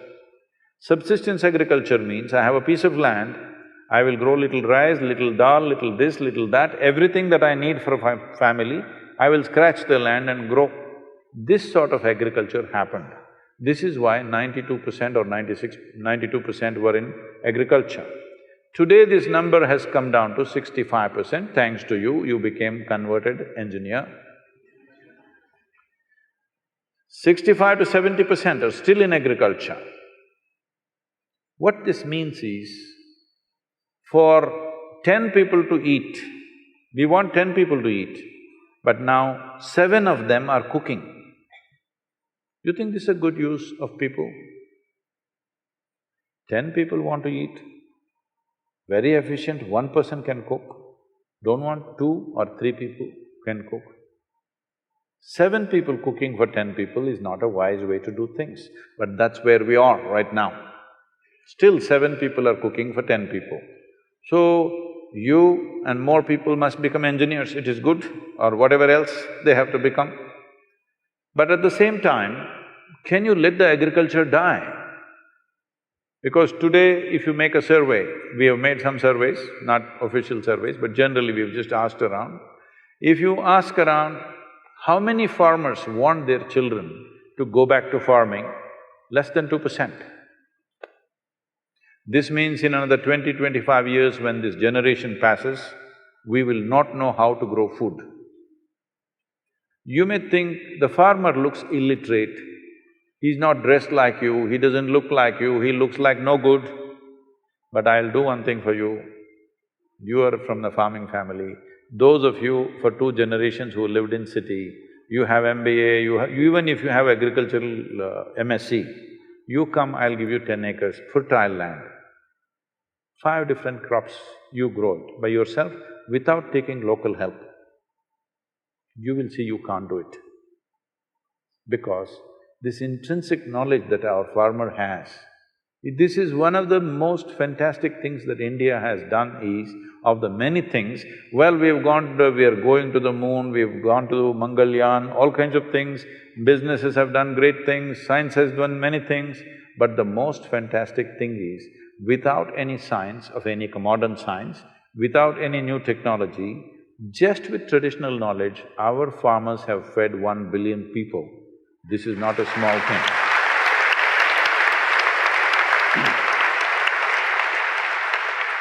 So this transition from farming to other things should not happen out of desperation, should happen as a good plan to do. Right now, one reason why farming is not succeeding is, soil is weak, so water is scarce. Another thing is, scale is too small to make it successful. The average land holding is 1 hectare, that means 2¼ acres per family is what we have.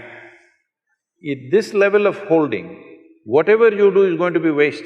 Everybody is under loan, okay? Some 78% of Tamil Nadu's farmers are under debt. Because, I'll just tell you an example.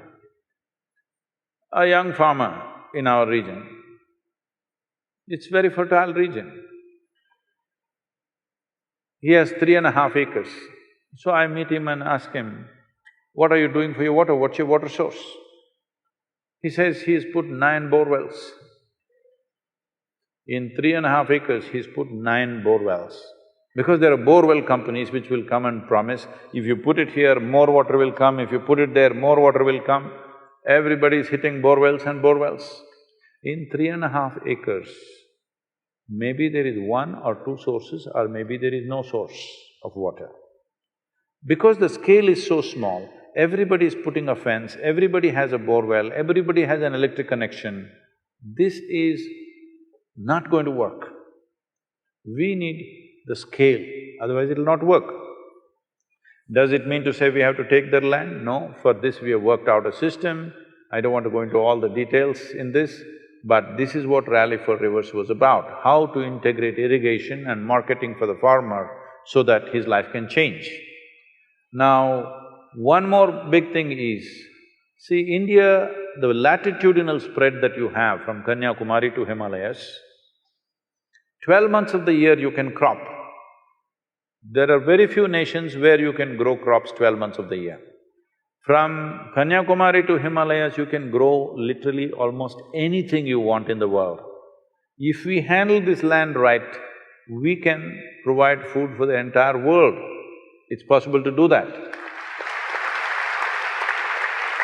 And this is the only nation where 65 to 70% of the population knows how to do this magic of transforming mud into food. It is not a small thing.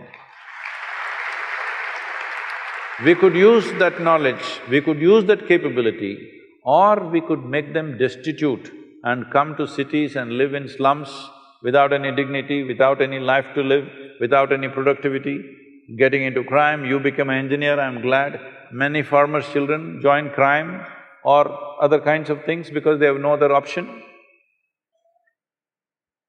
So this needs to be addressed. So one of the things is, we have converted literally over 69,670 farmers in Tamil Nadu from regular farming to what is called as agroforestry, their incomes have gone up 5 to 10 times in a matter of 8 to 10 years.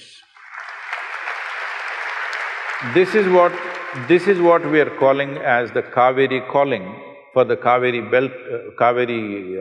basin area, because if you do this, we want to convert 1/3 of the Kaveri basin into agroforestry. If you do this, the 46% depletion that's happened in the river waters will come back. River will flow once again, farmers will be rich and well-to-do, all this debt that is there in the banks will not happen because farmer will be rich by his own resource.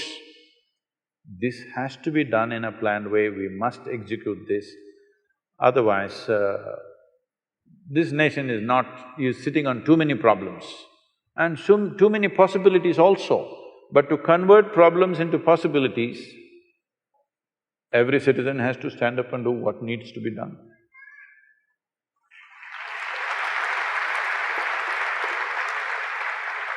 Namaskaram, Sadhguru. Where are you? Sadhguru here. Okay. When a movie is made, the idea and the story is… The question is for him. No, Sadhguru, it's to you. The idea and the story is developed to make it more popular on commercial factors. It developed on commercial factors to make it more popular, to reach more number of people. Can we use cinema to spread the spiritual methods to large number of people through commercial and popular ways? Can you give some direction towards it?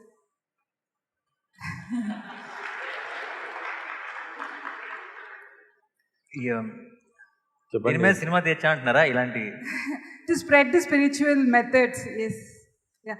I mean, how do we use cinema to take the spiritual methods more to the… make it more popular? తీయచ్చండి, బ్రహ్మాండం తీయచ్చు, but set expectation ఉండకూడదు. ఈ వీకెండ్కి ఎంత collect చేయాలి అలాంటివన్నీ పెట్టుకోకూడదు. బ్రహ్మాండం తీయచ్చు, బట్ తర్వాత కలెక్షన్స్ మాట్లాడుకోకూడదు అంతే. తీయచ్చు సినిమా అంటున్నాను, బట్ అది దాని రీచ్ ఏంటి, లేదంటే కొంచెం పేషెన్స్ ఉండాలి, నిజంగా జనంలోకి వెళ్ళాలి, అందరూ రావాలంటే. బట్ సినిమా అంటే ఒక కథలాగా చెప్పాలనుకుంటున్నారా? అది చేయొచ్చు, కానీ నేను చాలా చాలా మంచి విషయాలు అప్పుడప్పుడు దూరుస్తుంటాం సినిమాల్లోకి, కొన్నిసార్లు కుదరదు. Sadhguru, can you give some direction on this? మీరే ఇవ్వాలి. He is the director, he is the actor. Okay, anyway. See, cinema means you're thinking in terms of the big screen. Well, it's not that it's not a possibility. The question is, who will go and watch it? It has to be commercially successful. Commercial success means people watched it, all right? This happened. This is about 10 years ago maybe now. I was in United States and I was talking to somebody who's some kind of an expert on internet affairs. So, I never get to go on the net and browse this and that. I never have the time to do those things. So I asked him, what are people looking for? Everybody is looking at their screen, what are they looking for? Very casually, very casually, as a matter of fact, he said, Sadhguru, about 70% of the data is pornography. I said, what? He said, yes. I said, I don't want to believe this kind of nonsense. 70%, is it pornography? It's not possible. Then I checked with a few other people, they all say, yeah, it's around that much, maybe 65, 70, something. And what else are they using this for? There are many other things, drug sales, arms sales, all kinds. More than anything, what really kind of brought disgust to me was 1.6 million children below 15 years of age are sold on the internet every year. When we sell our children, as human beings, we've hit the bottom. There's no further down to go. Huh? When we start selling our children to be used in all kinds of slavery, this means we've hit the very bottom, there's no further place to go, isn't it? That is when I decided, then let me get on the net. So in the last 10 years, we've run a campaign that many of you in the upper regions might have suffered this. Even if you're watching pornography, in between, Sadhguru appears, inner engineering.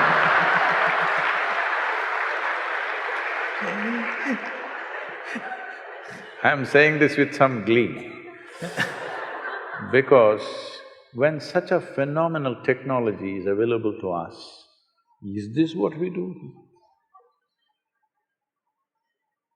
See, many great beings have come on this planet, but when they came, if they spoke, hardly 10 people heard. In the 10 people, all kinds of things.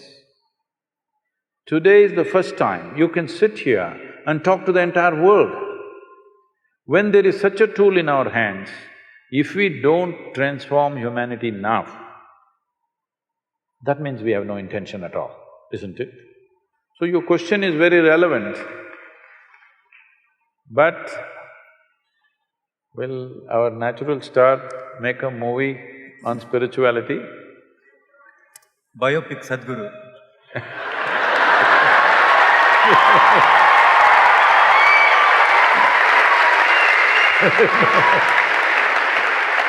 Last సినిమాలో ఉన్న ఆఖరి షాట్లో ఆయన guest appearance అలా pass అవుతారు frame, ఓకేనా? So, it definitely, every medium that we have, not necessarily a spiritual process, every medium that we have of communication must be used to transform human beings, because that's the only problem that you have on this planet, human beings. There is no other problem. Hello? Yes or no? That's the only problem. So when there is such a powerful means of communication today, technology is available to touch every human being in whichever part of the world he or she is living. When this possibility is there, this is the time to transform humanity.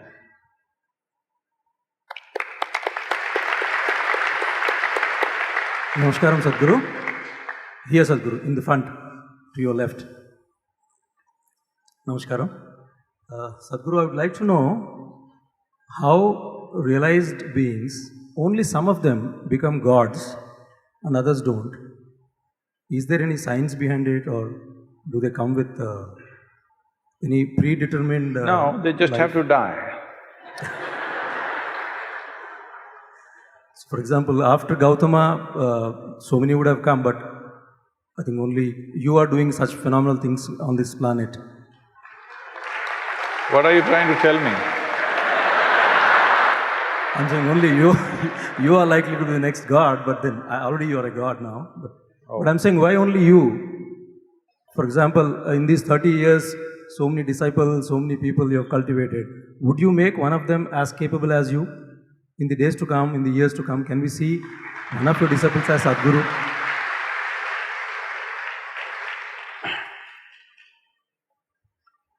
Oh.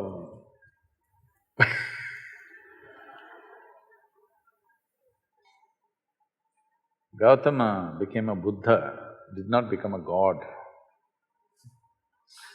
Buddha means one who is a dada over his buddhi. One who has total mastery over his buddhi is a Buddha. One who has no mastery over his buddhi is a monkey, compulsive. So many things. Tell me, what is it human beings are suffering? Their own intelligence, isn't it? If you take away half their brain, they will sit peacefully. So they don't know how to handle their own intelligence, that's all they are. So in this, where does God come from? You must understand, this is a godless culture. Please listen to me carefully. This is a godless culture. There is no the God in this culture ever. This is a culture where we always told you, your life is your karma. Did we or not? Huh? What does it mean? Karma means action. When you say, my life is my karma, It means you are saying, my life is my making, whether I'm making it unconsciously or consciously. This is not a culture to look up, this is a culture to look in. This is not a culture where you want to go and sit in God's lap. Here, this is a culture which does not value God more than freedom, because mukti was our highest goal, moksha was our highest goal, not God, isn't it? Now, imported ideas you've got, see, they all know what is God, what is heaven, the geography of heaven, they know the entire details. In this culture, we still don't know who we are. We are asking, who am I? This is the most profound question. The best thing about being a Hindu is, you're confused. Yes, it's very good. Because this is a geographical identity. This is not a religious identity which builds you confidence. I know this, God is with me. There's no such thing here. You don't even know who you are. So you're a natural seeker. Once you don't know, once you realize you do not know, we can try an experiment with you. Suppose I ask you to walk from there to there now. You will walk very self-conscious, how others are looking at you, this, that. Walk like this. Suppose we turn off the lights and make it pitch dark. Now I ask you to walk from there to there. You will become super alert, isn't it? Hello? The moment you don't know what is the next step, do you become super alert or no? Some of you who do not know how to be alert will start imagining things and create fear. Otherwise, it's natural to become super alert, isn't it? So this is what it means. This is called as the intelligence of ignorance. If you identify yourself with your knowledge, which is all rubbish, whatever knowledge you have, if you identify with your knowledge, even if you know the libraries of this world, still compared to this cosmic space, your knowledge is minuscule, isn't it? Huh? Is it minuscule or no? You may have 10 PhDs, still what you know is a minuscule. If you identify with a minuscule, you become a minuscule. But our ignorance is boundless. Hello? Our ignorance is limitless, isn't it? If you identify with your ignorance, you're limitless. Once you identify with your ignorance, your intelligence will never sleep. Even if your body sleeps, your intelligence is always awake, standing. Then we say you're awakened.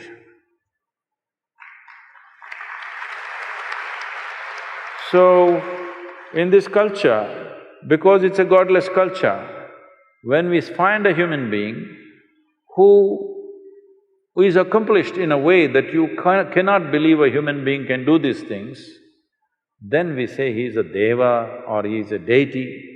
So, we say somebody is awakened because he is able to see and do things that you are not able to do. You naturally look up to him. So we make him like a deity. The word God comes from outside. We don't have a word for God, please see this. We call it a murti, we call it a yantra, we call it by different names. It's very appropriate. In this culture, people are referring to Tendulkar as cricketing God. It's not wrong. When we find somebody is accomplishing something that seems above what is human capability, what we think is human capability, then we look up to him as an accomplished being. There are words for this, but now because we've gotten into Western ways and we are speaking an English language, we are using the word God. Otherwise, we called him a Mahatma, we called him a Mahanubhava, these kind of words, just to say it is an extraordinary being. And that extraordinary being became the aspiration of everybody else in that society. Out of our love, out of our respect, we may put some flowers, we may do something, but you must understand, we are aspiring to be like him. We are not there to go and sit on his lap in heaven. This is not the aspiration in this culture. Always the aspiration is this. You must understand, this is something that's all gone crazy now. There is no worship here. There is no prayer here. There is only darshan. Darshan means you behold a form which you think is higher than you and you want to take it into your heart. Make that a part of yourself. That is what darshan means. You go to temple not to pray. Darshan, just to see. Nothing need to happen, nothing to talk, nothing to tell him, no appeal, just to see. But because we've gotten so westernized, we are doing all that. Because they are saying they're talking to their God and their God is talking to them, now we also pretending he's also talking to us. We don't want to be left out.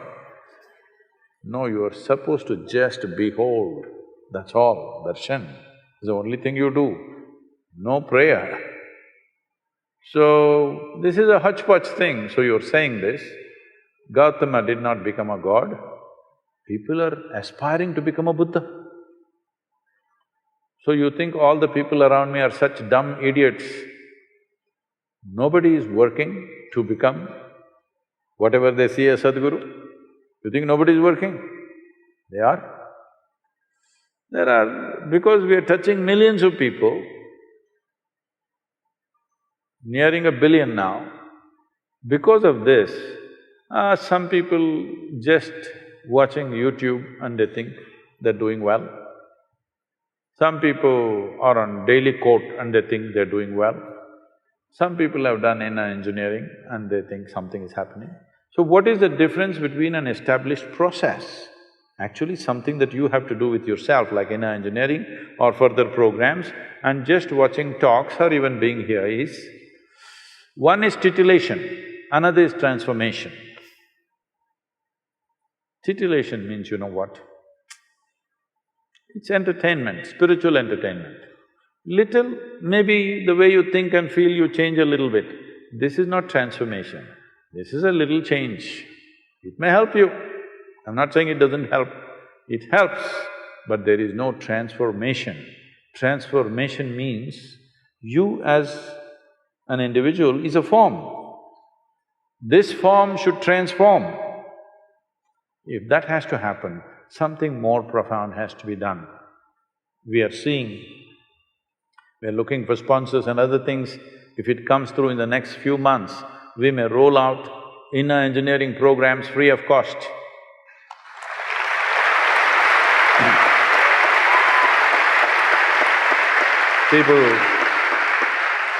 People are telling me, Sadhguru, you will have to file for bankruptcy. Such a thing will not happen. I'm sure people have enough sense when they see some value, they will respond in their own way and contribute in their own way to keep it going for others. So, we will make it like this, for you it is free. If you want another person to take it, pay something for the costs.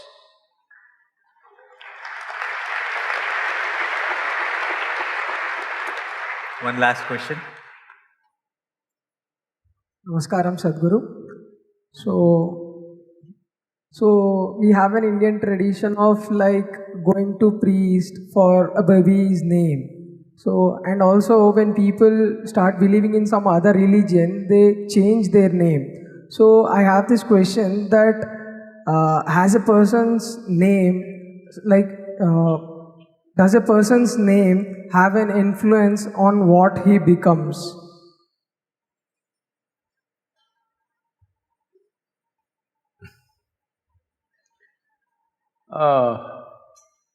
It depends who that person is. It is just that when we name our children, we want to name something pleasant or inspiring.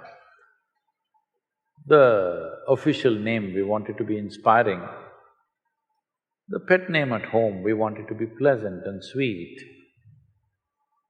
This is a natural thing.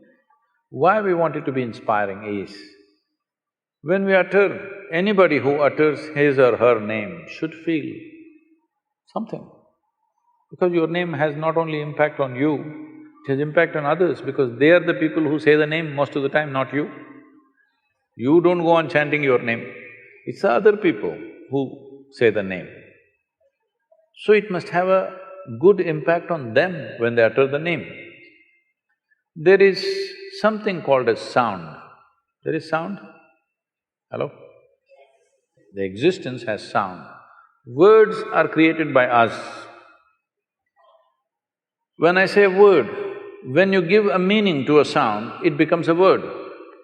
If I say boom, if you give a meaning to that, it becomes a word, isn't it? But boom is just a sound. So sound exists. Today modern science is telling you, everything in the universe, including your body, the planet, the solar system, the galaxies, everything, if you look profoundly enough, there is no physical matter, it is just a reverberation, vibration. Where there is a vibration, there is bound to be a sound. The question is only, is it within your hearing range or not? Some sounds are in your hearing range, rest are not in your hearing range.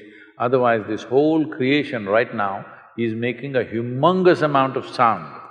You don't hear it because your hearing range is within a certain frequency band. So, every sound that you utter has a reverberation. A reverberation can either have a positive impact or a negative impact. So, in this culture, we looked very profoundly and looked at what kind of sounds you must utter for your child. But today you're calling them cuckoo, bobo, momo, Nani. I didn't realize that.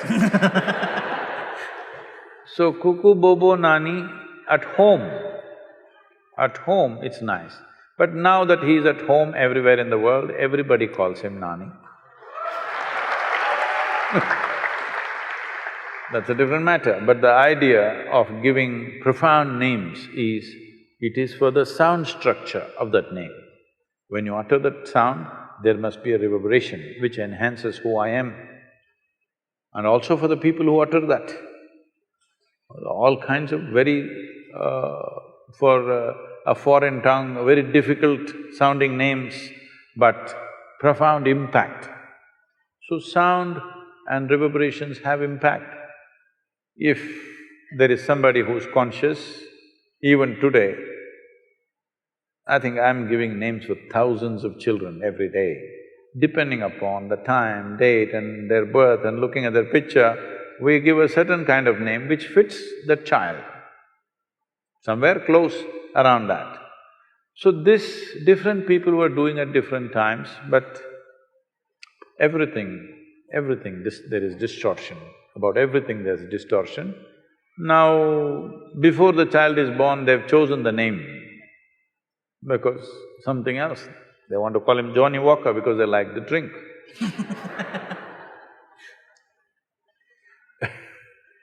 So, times are changing, but the existence has not changed. Only the social times are changing. Existentially, nothing has changed. Reverberations are reverberations. What has impact on you has impact on you. Positive impact, negative impact is there in the world. Is it a deciding factor? No. You can have any kind of name and still live well. But we are trying to use every kind of support that we have, why not? Every little support becomes valuable when difficult times come, isn't it?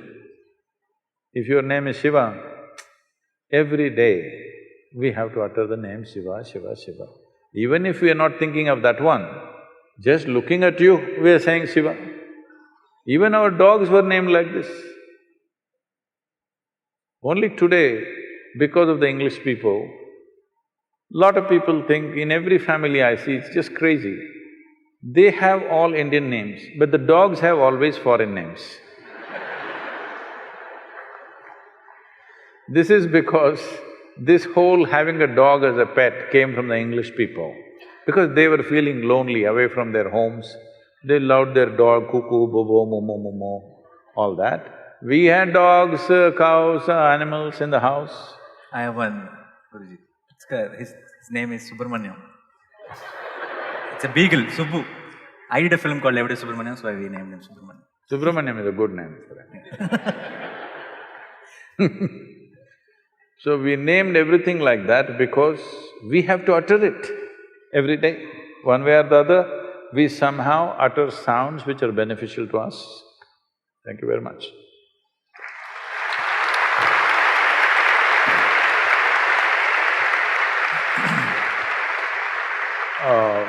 Because this question, agriculture, was asked and there is a concern everywhere. Chennai has gone dry. Next they're saying Bangalore will go dry, Hyderabad is standing in the queue. I want all of you who are here today, if you're a concerned citizen of this country, in some way please participate in Kaveri Calling. We will give out a call how to participate. There will be… This is a more action-oriented thing than Rally for Rivers, because here we want to plant… To make 1/3 of Kaveri Basin green once again, we need to plant 242 crore trees. This is not like… we are going to go and physically plant everything. This will be done on farmers' land by them, but we have to support it. So we are looking at raising super large nurseries. Right now, we have over 24 nurseries across Tamil Nadu. Now we are seeing how to build these nurseries in Karnataka also. So there is room, we will start a campaign, at least plant 1 tree for each one of you. If you're four people in the family, plant 4 trees. It will be a minimum amount of just raising the nursery kind of cost, not a very big cost. So, you don't have to plant just 1. And you may have a tree to sit under like Gautama the Buddha. It may work.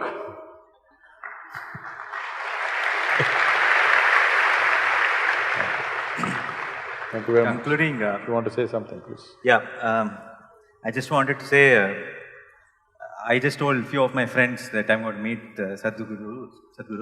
So I thought they will tell me to take blessings or, they'll tell me questions what to ask. But you know what they said?